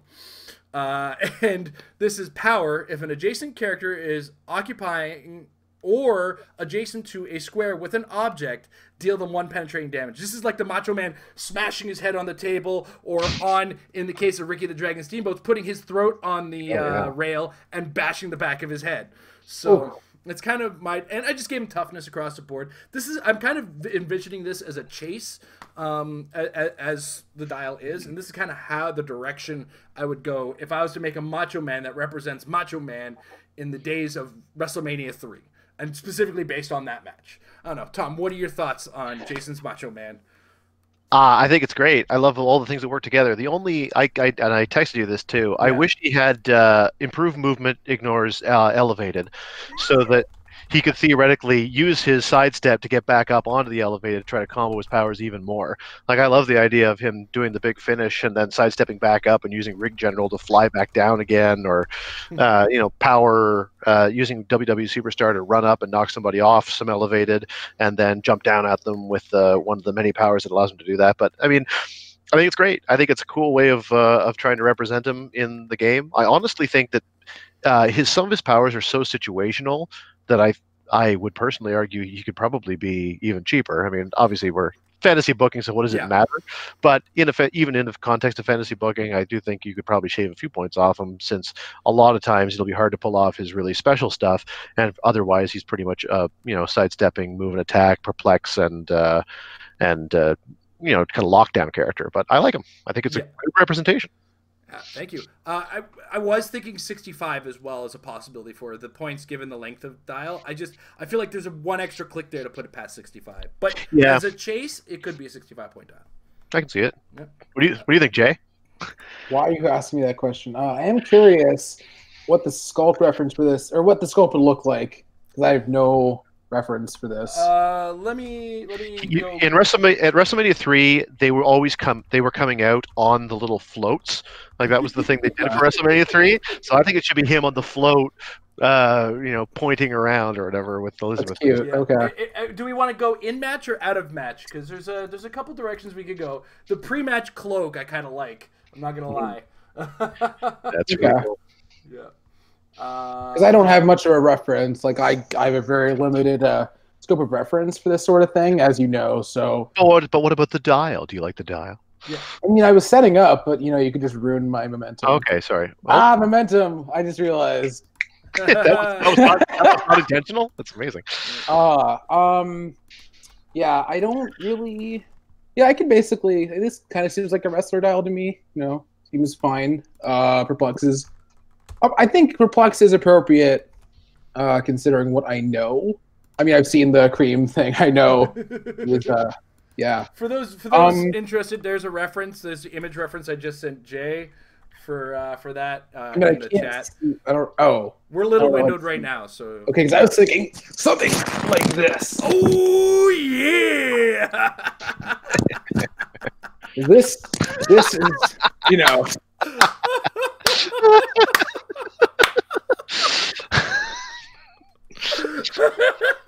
J Soul's ready. The other Macho Man, Jay Sullivan. yeah. So, yeah, this is a chase that I would definitely be interested in. Nice. That was I love great, it. Jay. I don't even Oh, own a wrestling shirt, and I'm the wrestling fan. I do like the dial in all seriousness. I would actually, if this was what these actually looked for, I could see having a lot of fun with them. Not quite competitive, but I don't think you were going for that, so I'm not even going to pretend like that's a point against it, I guess you would say. I just imagining, though, just the sheer synergy of all the powers. Like, he's like basically yo-yoing off of elevated. He's bouncing up and down. Go back and watch that match, and you'll see where I got that idea. Yeah, he's like a master. It's funny because if you could, like, this dial is like more of a Spider-Man dial than a lot of the Spider-Man ones we used to have. Like, he's like jumping down, he's like shooting back up the elevated top of building. That's what a lot of them are. Like, you know, that's what it's wrestlers great. I like it. All right, Tom. You also went with a classic wrestler on one of yours. So. I did. I'm going to first start by introducing my sort of theme for the idea. In terms of how to represent wrestlers in a HeroClix form, I think if you go too literal, you're being a bit too limited. And so what I wanted to do was I like the idea of trying to create powers and effects that would be inspired by the character, but translated into sort of a superhero format. So I wanted to have these guys sort of as low-level superheroes, not as sort of, you know, professional level athletes from a HeroClix perspective, and in some cases not even so low level. You know, wrestling's weird. Wrestling has weird internal logic. So weird. Like within you know 10 years, we traveled from a point at which the aforementioned Ricky the Dragon Steamboat, got dropped on his head by Jake Roberts. One finishing move on the concrete, and it was near career ending, apparently. He took months off to recover. It was the question of would he ever be able to wrestle again. 10 years later, you've got an undead mortician taking like 8 people's finishers for 15 straight minutes before getting locked inside of a casket, which was set on fire and like exploded, and then his ghost takes over, and then like his ghost takes over the internal broadcasting system of the stadium to promise that he'll be back in order to try to pin a sumo wrestler. So like wrestling goes all over. So I like the idea of trying to create, you know, things that were kind of inspired by elements of wrestlers, but translated into HeroClix form. So, like, one thing I didn't do but considered was, you know, a trait for John Cena that was like the 5 moves of doom. So you give him like 5 moves of doom tokens, and you can remove a token to choose a power and a combat value that you haven't chosen yet, and he can use the power and modifies the combat value by +2 until your next turn or something. You know, that type of thing. But what I did do, I'm going to share I know that you're sharing too, but okay. I just want to share just the momentum thing because I want to explain it before I get into it. I did want to start by giving everybody this trait, which is momentum. It's always written the same way, so I want to get it out of the way now before we bog down our conversation. Momentum is basically character starts, and because they talk about momentum ad nauseum in the in the world of announcing wrestling and stuff. He's gaining momentum. He's fighting for momentum. Everything's momentum. So character starts the game with 1 momentum token, min 0, max 6. At the end of your turn, if the character was given a cost action this turn, +1 momentum token. At the end of your turn, if character was dealt damage by an opposing character's attack, -1 momentum token. It should be since your last turn. So I have to amend that so that otherwise it will never happen. But and then remove a momentum token and modify one of their combat values by +1. So it's a basic thing that just sort of says you're trying to get these momentum tokens. These will be used for other things, but everyone has the basic ability to gain them by taking costed actions and lose them by taking damage from opposing attacks. And they can always use it for a little bit of self-perplex if they're not using it to activate one of their other cooler effects. So, do you want to share the first of my dials there? I got it. All right. So I decided to go with Jake the Snake Roberts. Also classic.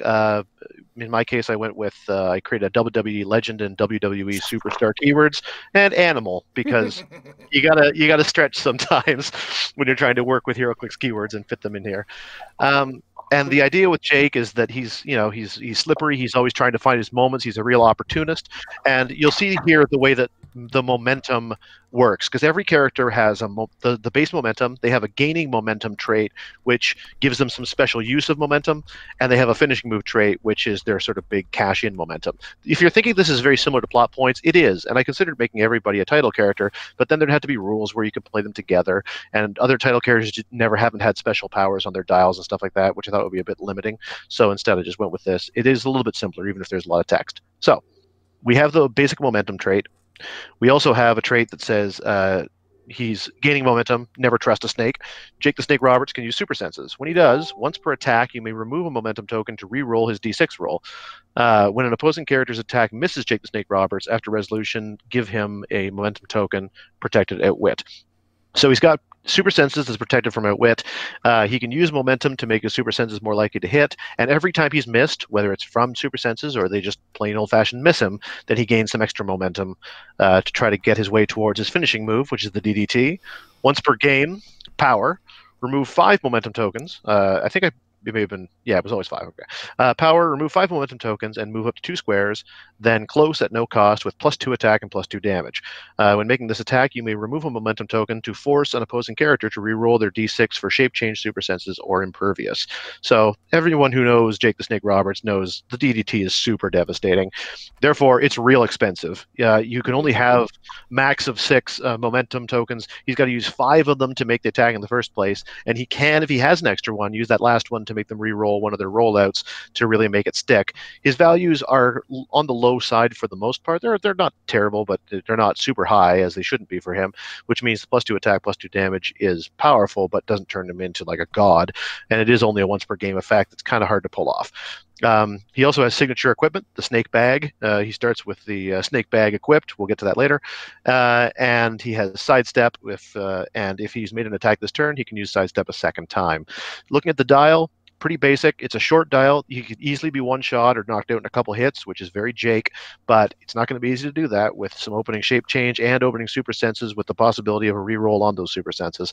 That plus the sidestep, he's constantly trying to stay away, choose his moments, precision strike to make sure that his attacks get through even though he doesn't have a huge damage output. And at the back end of his dial, he actually becomes a bit of more of a support dial, with some perplex as well as stealth. So he's a stealthy perplexer. If you get too close, then steal energy could make him more potent again. And at the very last click, he's got willpower so that he can really try to get that DDT off if he's at all able to do so. And the only other thing to talk about is the snake bag equipment, which is it's basically an equipment that creates a bystander. It's a light object, 5 points, although free on him. And the effect is that when this character hits after resolutions, you may KO the object, so you're giving your opponent 5 points. And if you do, select one of the bystanders printed on this card to generate adjacent to the hit character. And these are based on Jake's snakes through the years, at least a few of them. His Cobra never actually had a name. Lucifer was actually the name of another one of his pythons, but I'm just sort of cheating because Lucifer was very memorable. So we have Damien, the classic, with some sidestep, in cap, and toughness. You've got Lucifer with blades and super senses, is smaller snake but more vicious with that snake bite. And Revelations, great big tie-up snake with an 18D toughness and some plasticity. So yeah, that's Jake the Snake Roberts. What do you think? I love it. I was a big fan of Jake the Snake as well as a young man. And it's kind of funny that he went from that whole, like, I'm a bad guy, everybody loves me, what's going on situation. Which one was the snake that scared Andre the Giant out of the ring? That was Damien. That was Damien, right. Okay. Yeah. Just wanted to make sure.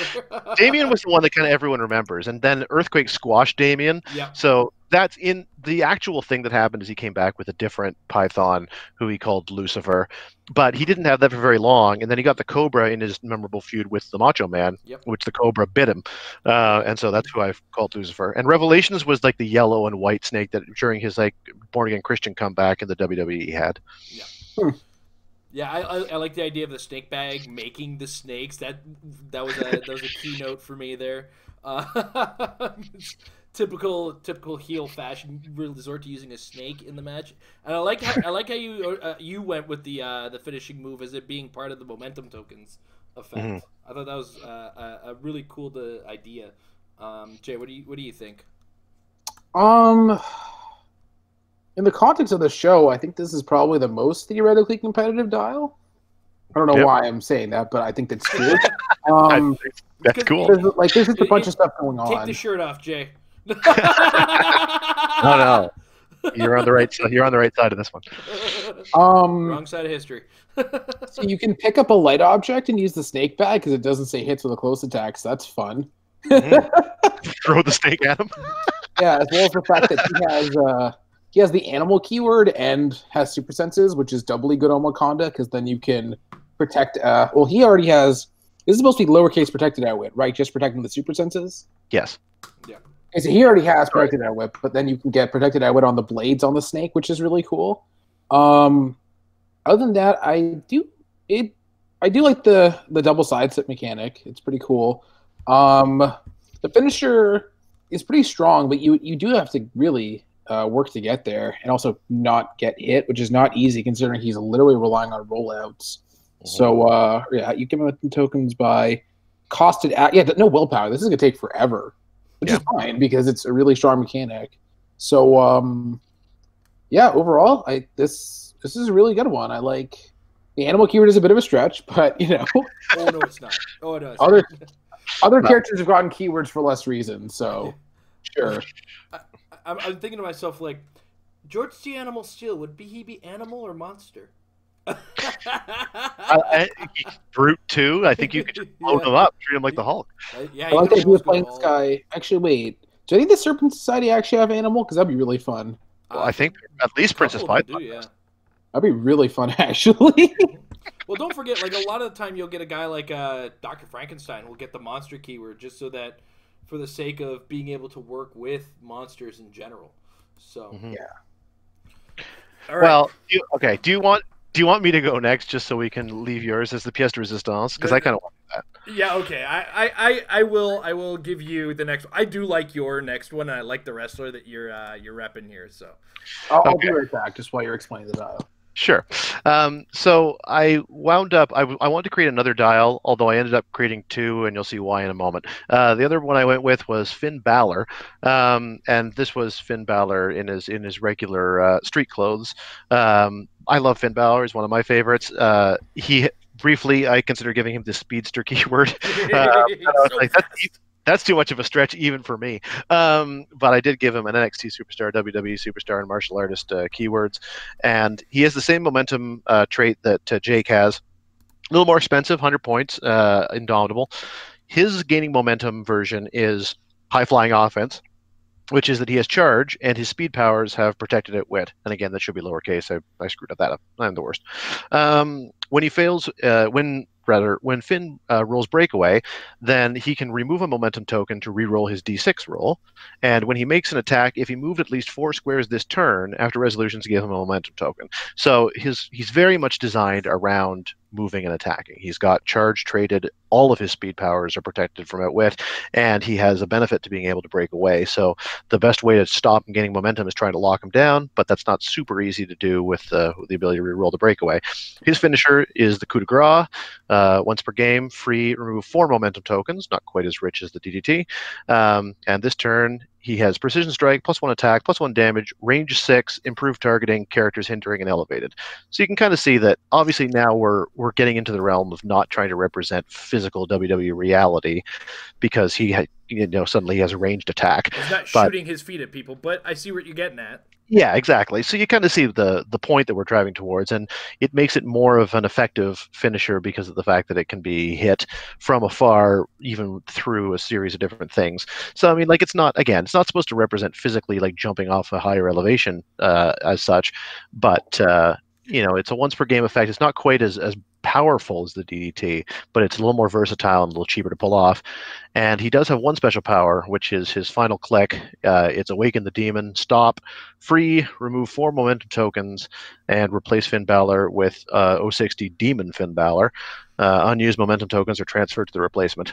Hard to pull this off. You need 4 momentum tokens to do it. We'll get to the actual demon in a second, but first I want to just go over the dial. So the dial, we start out with a lot of movement, attack, focus. We've got hypersonic speed along with blades. Obviously, those two don't work together, but remember, he does have traded charge, so he can always charge in blades. That's representing the sling blade. Har, har, har, har, har. Little pun there. Some combat reflexes to help make him super heavily defended and stuff. And he can also, in the middle of his dial, he moves to either Flurry with, remember, he still has charge, so he can charge a Flurry or charge Exploit if that works out better for him.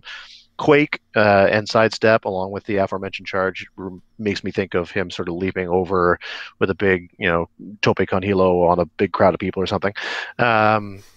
I'm trying not to do a Moro Ronaldo screaming Tope con hilo. So. Tope con hilo! I couldn't resist it.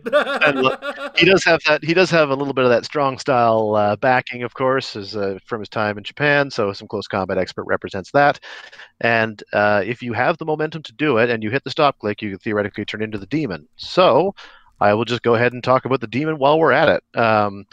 And I'm going to go fairly quickly on the demon because it's ridiculous. But the idea, the reason why I put him as number 60 was, in my mind, he was a chase. And in my mind, all of the really ridiculous characters down through WWE history could be represented as chases. Like the ones who just have like crazy, strange powers, like, Undertaker at his most undead, and Kane, and Finn Balor the Demon is one of those. So what we have here, he's a 175-point dial.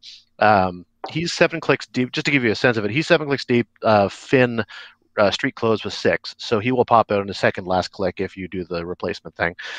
Keep that in mind as we go. I've added Mystical and Ruler because he's the Demon King, of course. Demon He's Mystics, and he has improved targeting, hindering, which is weird because he has range because he's a demon. He's a what demon. Do you want? Screw you. We've got his momentum thing is the same as everybody else's, of course. His gaining momentum is he has protected outwit, so that's, in this case, he's just protected outwit, period. And damage dealt by Demon Finn Balor can't be reduced below 1. So that's all damage. So that means his mystics can't be reduced below 1. Any other, like he has poison on the dial, that can't be reduced below 1. And when Demon Finn Balor attacks, he may remove any number of momentum tokens, and if he does, damage dealt can't be reduced below 1 plus X, where X is the number of momentum tokens removed. So he can use his momentum to really get through invincible dials or other things like that if he needs to. And at the end of each player's turn, if Demon Finn Balor dealt damage to an opposing character that turn, give him a momentum token. So he can really rack up momentum, considering he's got mystics that'll deal damage, poison that'll deal damage. He could just, his damage can't be reduced below 1, so every time he hits, he's dealing damage. So he's a real momentum king. There's a reason why he's 175 points. Also, his finisher is the coup de grace, which is exactly the same as the other one, but I removed the irrelevant bits like ignoring, hindering, because he already does and stuff. So again, precision strike plus 1 attack damage, which would be pretty good on this dial. And finally, Catch Your Breath. That's the name of his song. That awesome, awesome entrance. And that's stop. Stop, regen, and super senses. So, if you're able to pull off the switch from the other Finn into this one, then you gain, you come out and click 6, and then you've still got a stop click coming with regeneration on it. You're coming out on Running Shot Pulse Wave, and if you start with him on the map, then he's coming out with Hypersonic and Precision Strike, or not, rather, Probability Control is what I meant to say. Quake, if anybody gets too close, so they can just knock them all over the place, or you can just deal some good knockback with it. Otherwise, a little bit of Super Senses followed by Invulnerability, Poison down the dial when he wants to get in close, and lots of ways of dealing lots of damage to get lots of momentum to try to do even more damage, and round we go. So that was the 2 faces of Finn Balor. I do enjoy that you just went, he's a demon, I don't care, check it out, when you went with the Demon Balor dial. I do appreciate that greatly. Yeah, you gotta lean when wrestling gets ridiculous. You gotta lean into it. Yeah, there's no reason to bother with this set if you're not going to go stupid with it. Absolutely. Like, why would I care? Like a non-wrestling fan, why would they care if it's just all guys that punch, right? Like, yeah, you don't want range somewhere. You may as well go really dumb with it and give it to like Undertaker shooting fire or whatever it was. Yeah, exactly. So why not? When Undertaker zapped the lightning bolt at the ring, I was like, that was like the first thing that came to my head when they said HeroClix. So yeah, that's what we think of. If I was to change just the one thing, and I love everything. That's cool. I would almost, instead of going with the range 6 and improved targeting, ignore elevated, I still think you get the same feel by just changing that to ignore elevated for movement. And then he just, he dives off and charges, makes a close combat attack with the big thing. But what you have makes a different type of sense too. So it's just how I would approach it versus how you would approach it. Different game designers will go different directions. This is a thing. That's cool, man. Yeah. So I like it. Jay? I would not see myself playing the non-demon version probably because honestly it makes me mad that it's a better flash dial than most ones, and also better Professor Zoom than any Professor Zoom ever. Because I like that's a good quote. You should put that on the Finn Balor's own personal website. Finn Balor is a better Flash than the Flash. I want to clip that now and tweet that to Finn Balor.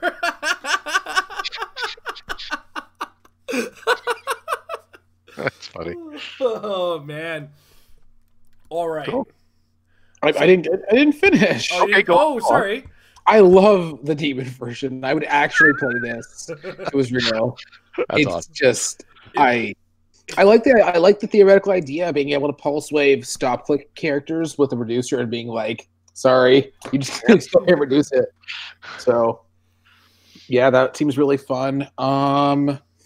Ruler is always a fun keyword. He's the Demon King. It is. I feel like Monster should be part of that too. Yeah, maybe. Yeah, it's just too bad that they ignores hindering for line of fire is not necessarily super useful most of the time because you're already hypersonicking with short range or pulse waving anyway. Although I guess it is fun that you can pulse wave characters who have weird pulse wave proof stealth like Unimind. So screw that Unimind guy. Yeah, I like this one a lot. This my overall favorite. It is very good anti-Unimind. Tom's Demon Balor better than Unimind and clipping that one too. Oh my god. He does cost more, to be fair. Oh man. All right. I gotta take the reins here. You're playing your hand too soon, my friend. I might be playing my hand too soon, but honestly, I don't know why I went with this, but I had to come up with what I think would be the definition of the WWE version of the OP is crap character. All right? And, okay, I just want to point this out. I'm not against the dude. I love the dude. But whoever's writing for this guy has a Superman comic next to him or something. I swear to God. My next character is, again, not even close to my favorite character. Macho Man's close to my favorite wrestler, but not my favorite. Yeah, and Jake is close to mine. But actually, I love both my guys. They're probably not my favorite, but I like them both a lot. I do enjoy the work he does, and I just do wish that the writers would cool it on him. I'm going to shut up now and show everybody Roman Reigns. Big dog! The big dog! All right, so Roman Reigns is, of course, the WWE superstar, a brute and celebrity. Insanity. He is a 10-click dial because apparently he's invincible and can take the biggest beating you've ever seen anybody take. Watch a Roman Reigns match, okay? He's more Doomsday than Doomsday. Absolutely. And I didn't have enough room for the traits I wanted on this guy, so I had to start getting creative with the HC Rum's trait system. All right. But his first trait, not including the WWE Superstar, which is the same as my Macho Man, so the 3 movement, make a close attack, which is, I already have charge on this guy on the first 2 clicks, whatever. But it's the big dog. If Roman Reigns would use one of his big move powers, he's got 2, and hits, roll 2d6 and add the number of, I'm using momentum tokens as a placeholder text. I didn't know which words I would be using. On Roman Reigns, card to the result. So this will all make sense in a bit. If the result is less than Roman Reigns' current click number, you may use a big move ability again at no cost. Otherwise, remove all momentum tokens from Roman Reigns' card. This is just kind of a counter to make sure eventually becomes too hard to do because you get this ability way late in the dial. Fair. All right. His big finish is the spear. Power, if Roman Reigns is within 2 squares and line of fire of an opposing character with 2 action tokens, place him adjacent to that character and deal him 2 penetrating damage. Notice there's no limitation on hindering elevated terrain. He's just going to spear you, and you're not going to see it coming because the cameraman's not going to be looking. All right. Next trait is Shield Brother. I gotta go a little bit of theme, and he was a member of the Shield, which was actually supposed to be a keyword that didn't get put in there because I missed that on the copy paste. So Shield should be another keyword he has. Makes sense. Yeah. It's a unique modifier. If Roman Reigns is within 2 squares of a character named Seth Rollins or Dean Ambrose, those characters get +1 attack. The Shield work together. That's kind of the thing. All right, let's get into his power set. So intermittent throughout the dial, we have the special movement power, Big Move Drive-By. If anybody's ever seen how Roman Reigns wrestles, a guy will be laying on the side of the ring, his head poking out from below the ropes or, near the ropes, and all of a sudden Roman Reigns comes and drop kicks him in the face. That ability gives him sidestep naturally, but it's also got a power action, or a power, capital power, if there's a character occupying a square of elevated terrain higher than Roman Reigns' current elevation on the rim and within 2 squares of Roman Reigns, place Roman Reigns adjacent to that character, then close at no cost. So you can make a full-blown close combat action, not that he has very many powers that work with that. Add 1 momentum token to Roman Reigns' card. So when you use this ability, it's adding the momentum token to the card, and then you make your big dog roll. Your big dog roll is actually always going to be your end result is always going to be like adjusted by the momentum token. His second big move, the attack, which also kind of generally every click that you have the movement one, you'll have this one. It's the Superman punch. You guys have watched Roman Reigns wrestle. Power, move Roman Reigns up to 1 square, then close at no cost, add a momentum token to Roman Reigns. Watch any match he's had with Brock Lesnar or Braun Strowman. Or anybody. He's in midair just Superman punching the dude. He's got special defense power on his first 2 and his last click. This is my yard. I love this. Which is completely by accident. I had not yet read Citizen Steel's card when I made this. Invincible, can't be moved or placed by opposing effects. That's awesome. My bad. No, it's awesome. That's great. You know, that's his yard. Yeah, it's his yard. And then his, on 1 click, the last click, his special damage power. Ooh! Stop. Close combat expert. Combat reflexes. On a 19D. 19D on the last click. So basically, the idea is you're going to beat the crap out of Roman Reigns. You can be like, I got this guy, no problem. He's on his last click. I don't even care. And then all of a sudden, 3 attacks in a row, you just got Superman punched. Because that's how a Roman Reigns match goes. Who made this style? It was me, Austin!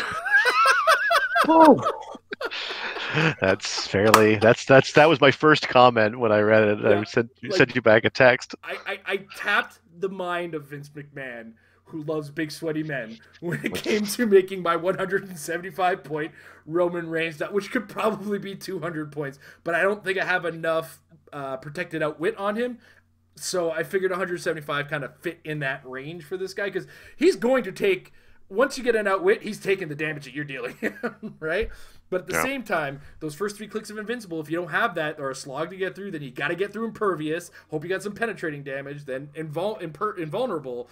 You know, he's a tough dude to get through. And then you got that last click to deal with. I hope you're attacking him at range, because if you're attacking him up close, you got a 21 defense to deal with that can't be outwitted. Tom, what do you think of the Big Dog, or Jason's version of the Big Dog?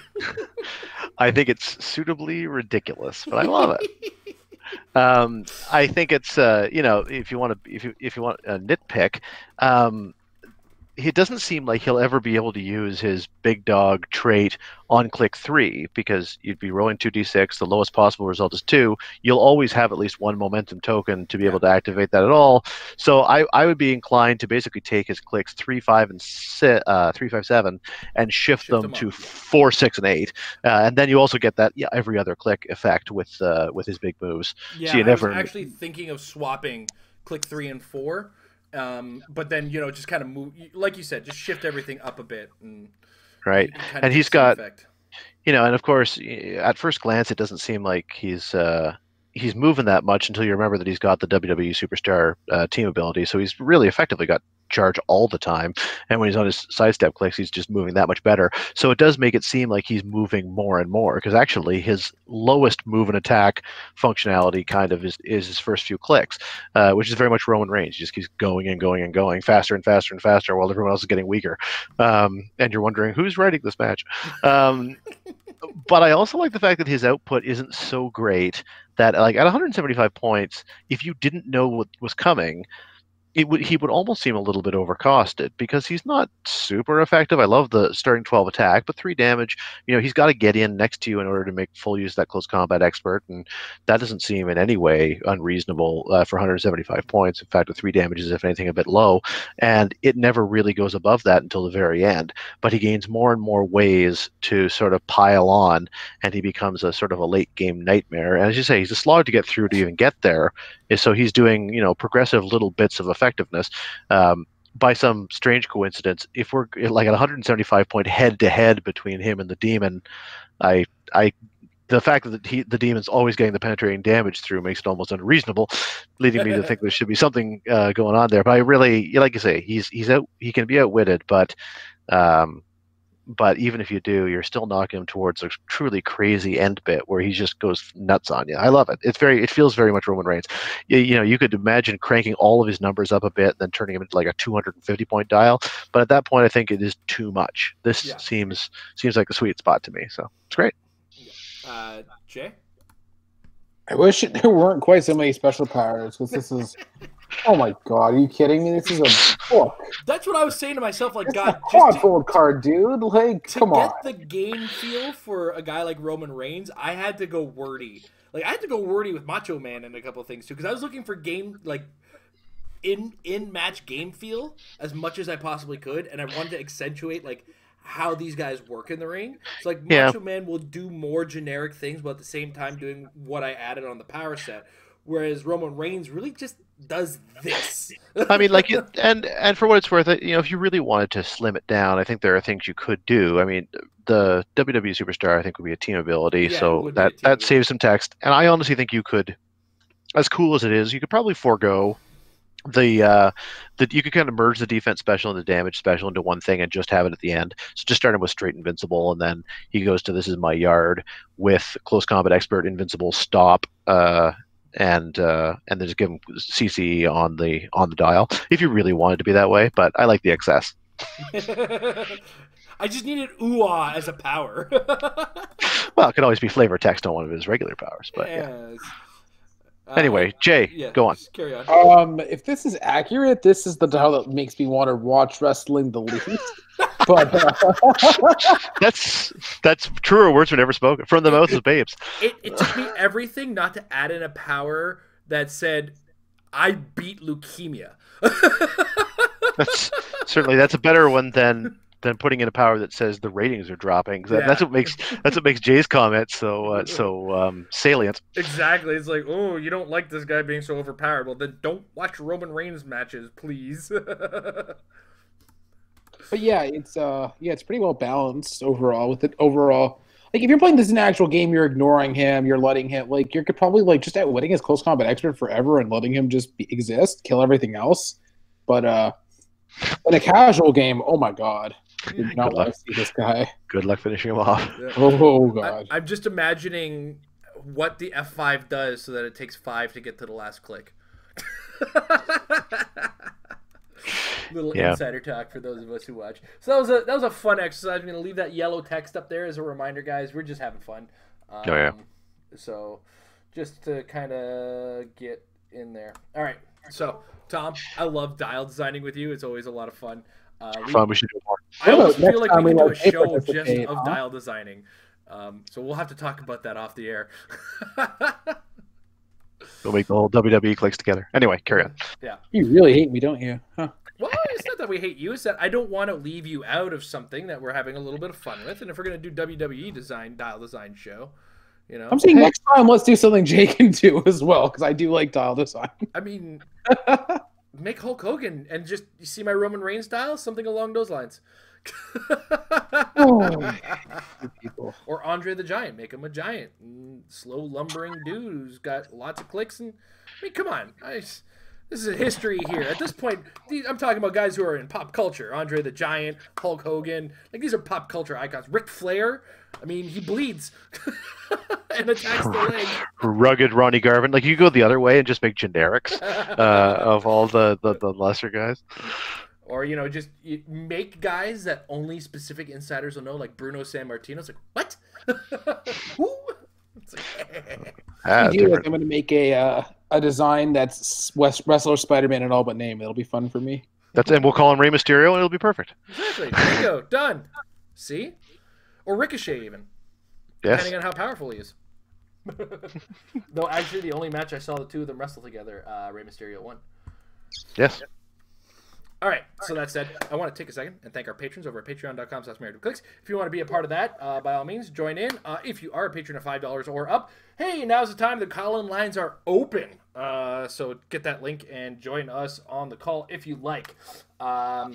Any support helps us out, and your next patron hangout is a-coming. It's a-coming April 7th. April 7th, it looks like. Anything going on that day? Nope. Cool. April 7th. No! April 14th.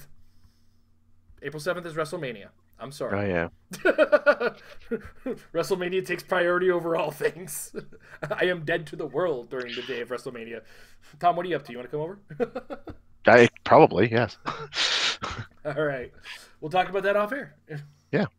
All right, so that said, we're entering the question portion. If you're in the chat watching live, put in big capital letters question so we can catch it in the chat. Chat's been a little busy today, so I do need that, especially today, because I need to be able to see your questions. But we're going to move to the Facebook first, which I closed during the show because it's too loud, and then it's decided to be slow on Chrome lately. It's super obnoxious. I have like the fastest internet connection I could possibly get. My streams are beautiful. My up and down streams. I was able to stream both George and Tom's game and downstream my my wrestling. So, although I mean, yeah. You know what? For what Fastlane was, it was a show. It was super predictable with entertainment intermixed in there. It was an entertaining show that, even though I knew the end, I was able to enjoy some of. A little bit of wrestling critique while I wait for our questions to load up. I've heard about it. I just haven't seen it. Yeah. Well, I mean, you kind of know the outcomes. So. Yeah, I do, and I'll catch the replay. Nothing changes, and there's one obnoxious thing. All right. First things first, Jesse Cote has a question for Jay, actually. If I run Jay Solomon's sealed championship team in this week's constructed WKO, what will my overall record be? Jay? You're good, so I'll say 2-2 or whatever close to 50-50 you can get. Fair enough. Tom, how do you think you would do with it? Probably the same. I would 1-3 it easily. Yeah, Jason, everybody has. Okay, so Beetle. Okay, so you have 11 attacks to lend out. Beetle has the trait where if you borrow Sinister Syndicate, you have a +1. And then the characters also have +1 on top of that. So you have 13s with Theme Prob. Even you can't miss at that point. He said before Jason would miss everything with 13s in this hypothetical scenario. Well, yeah, never. I would miss everything with 13s. There was one game with the charity tournament. I had a 13 attack on my Carnage with a prob, and I had Claws Retaliated, missed, probbed, missed. Flurried, missed. Second attack, missed. On a 17 defense. No! To Come be on. to be fair, also, like, Jay says that anyone would have won with this team, but that's not true. Like, you have to know how to play, you have to know how to deploy, and teams like that, you do have to be somewhat sensitive to your placement and stuff. Like, it's not point and click. Don't devalue your own player skill, Jay. 'Cause we're sure not going to. Yeah, just because I tease you about things doesn't mean you're not good at this game, buddy. Correct. Thanks. He's like, thank you guys. I love you. Well, it is a rare moment of Don't positivity. get too into that, okay? You trash talk Macho Man. We got to talk about that shirt. I love Macho Man. What are you talking about? Get out of Trash here. talk my Macho Man. I love that. Love that glass. No Mega Powers keyword. Not a fan. I guess they already exploded. Yeah, Mega or imploded. Imploded or whatever it was. I think it imploded by WrestleMania 5. It was just after this they teamed up, right? They hadn't even teamed it up yet. If you want to go really historical with it, but all right.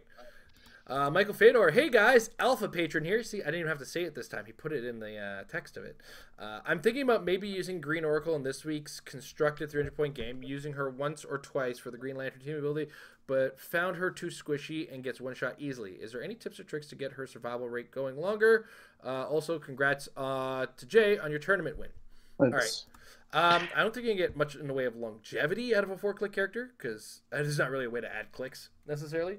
There's ways to body block, protect, like, don't put her too far forward. Don't present her to your opponent is what I would say. Also, don't make her the focal point of your team. Make it 45 points you can afford to lose. Just make sure the rest of your team does well. Would be my high level description of it. Tom, anything you want to add to my nonsense? I think you more or less said it. I would say consider investing in a boxing ring, because if the idea is to get her across the field, and that's a good place to park along the way. And yeah, when you're playing Green Lantern team, just do your best to try to body block. If you can carry, in principle, up to 8 people, put them all around and make her that much harder to target. If the whole point is just to get your team across the field, enough bodies in the way and possibly a boxing ring should at least get you a good portion of the way, considering she's sitting on her own base 18D with ESD and a perplex. She's not that easy to take out. Yeah. Jay, anything you want to throw in there? Without any knowledge of the team, there's 2 things I can say in context of what the dial itself has. You either perplex up her defense on top dial, or you set it up such that you push on the initial carry deployment, and then you run outwit, and then outwit whatever move and attack, or any threat powers, I guess you would say. Mm-hmm. So, yeah, I mean, without any context, that's literally all I can add. Right. Fair enough. All right. Next up, we go into the chat, because that's how far we're moving today already. That's cool. First up, it's late. KJ Foster, since there was a boycott of Drake, can Tom play a little Justin Bieber? Oh God! All these terrible things. I will accept only Somebody to Love. That is the only song you're allowed. So if you don't know that one, sorry. Well, would Nickelback be better or worse? Worse. Dude, Nickelback is cancer. Come on now. Well, KJ, we're a little late for me to do it at the moment because someone's sleeping in the next room. But at the beginning of a show, perhaps I can pull it Tom, off. I don't mind. That's how well he does the cast. He sleeps through it. I always said he sleepwalks his way through these casts. Yeah. Yeah, I got to learn that. I'll learn on the accordion. Wow. That's right. I remember you mentioned you had an accordion out of nowhere. It's like, oh, this is great. It's over there. Yeah. All right. Ricky Yell, on the newish Skull Camp map, can an opposing player... Oh, Skull Camp map. Can an opposing character occupying the center orange square be given a free action to have the trains run across the map? Apparently not. No, yeah, it doesn't sound right. Well, it's because only friendly characters can activate the bonus. This was actually on this very show that I confirmed that to be the case, or rather, Jay confirmed it, and I found out. Yep. Jay? I don't have the text in front of me, but if you guys know what it does, then well, it's part of the bonus that you get as the one who got the map bonus. And remember, I would have to imagine that there's no map bonus that's going to assist your opponent in any way outside of like something really unexpected, right? Like nothing so far does anything like that. So yeah. All right. There's a lot of love for our dials. I hope a lot of people read that big yellow Sweet. text I put on the top. So, Oh, for him. Well, no one thinks that that's a real Roman Reigns dial. Somebody asked if this is real WWE in the chat, and I'm like, I swear I put it in big yellow letters, right? So, Ricky, we had a suggestion for your Jake the Snake, though, and it is very classless. You need to add a stop. No. Go to rehab power.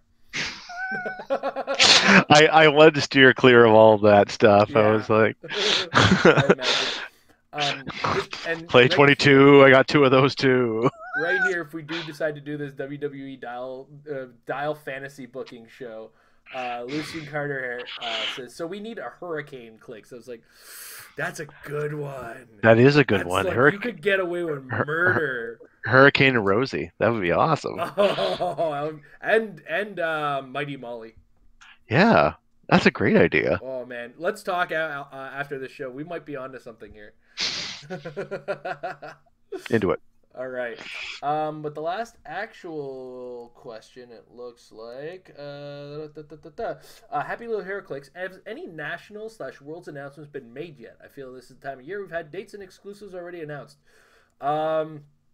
Worlds is going to probably happen a little later as far as announcements are concerned, because if they're sticking to PAX Unplugged as their thing, then that doesn't happen until November, so they're not really going to rush out information.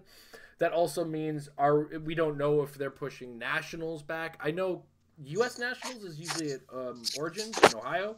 It is now March, and that happens in June.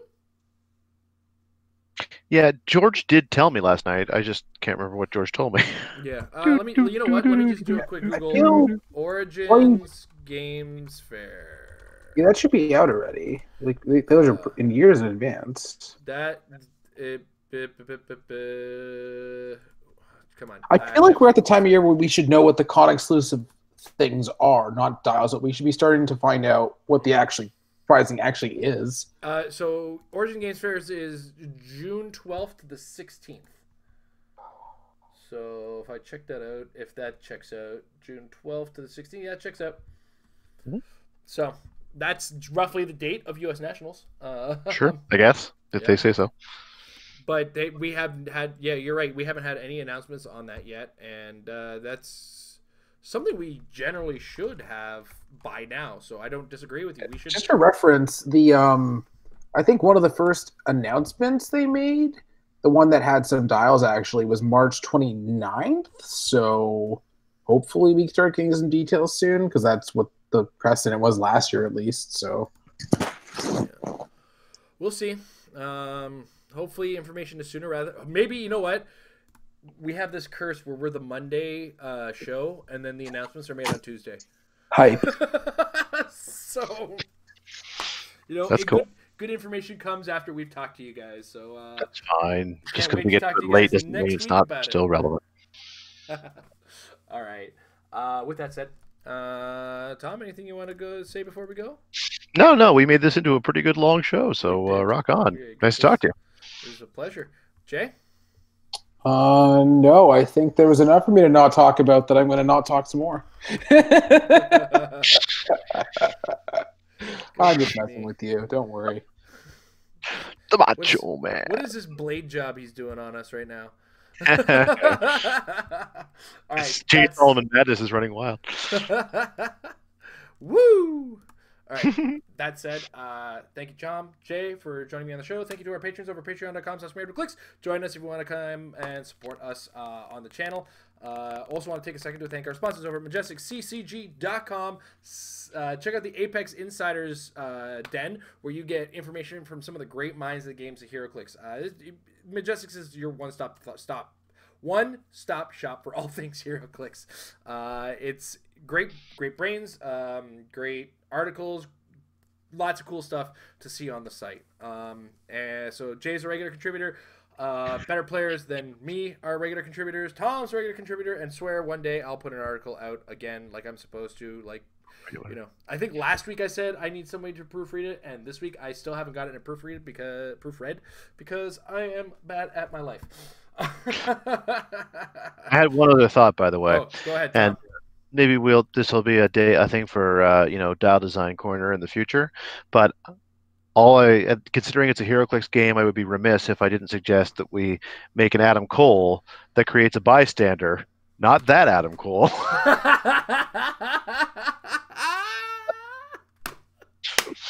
Adam Cole, baby. No, not that one.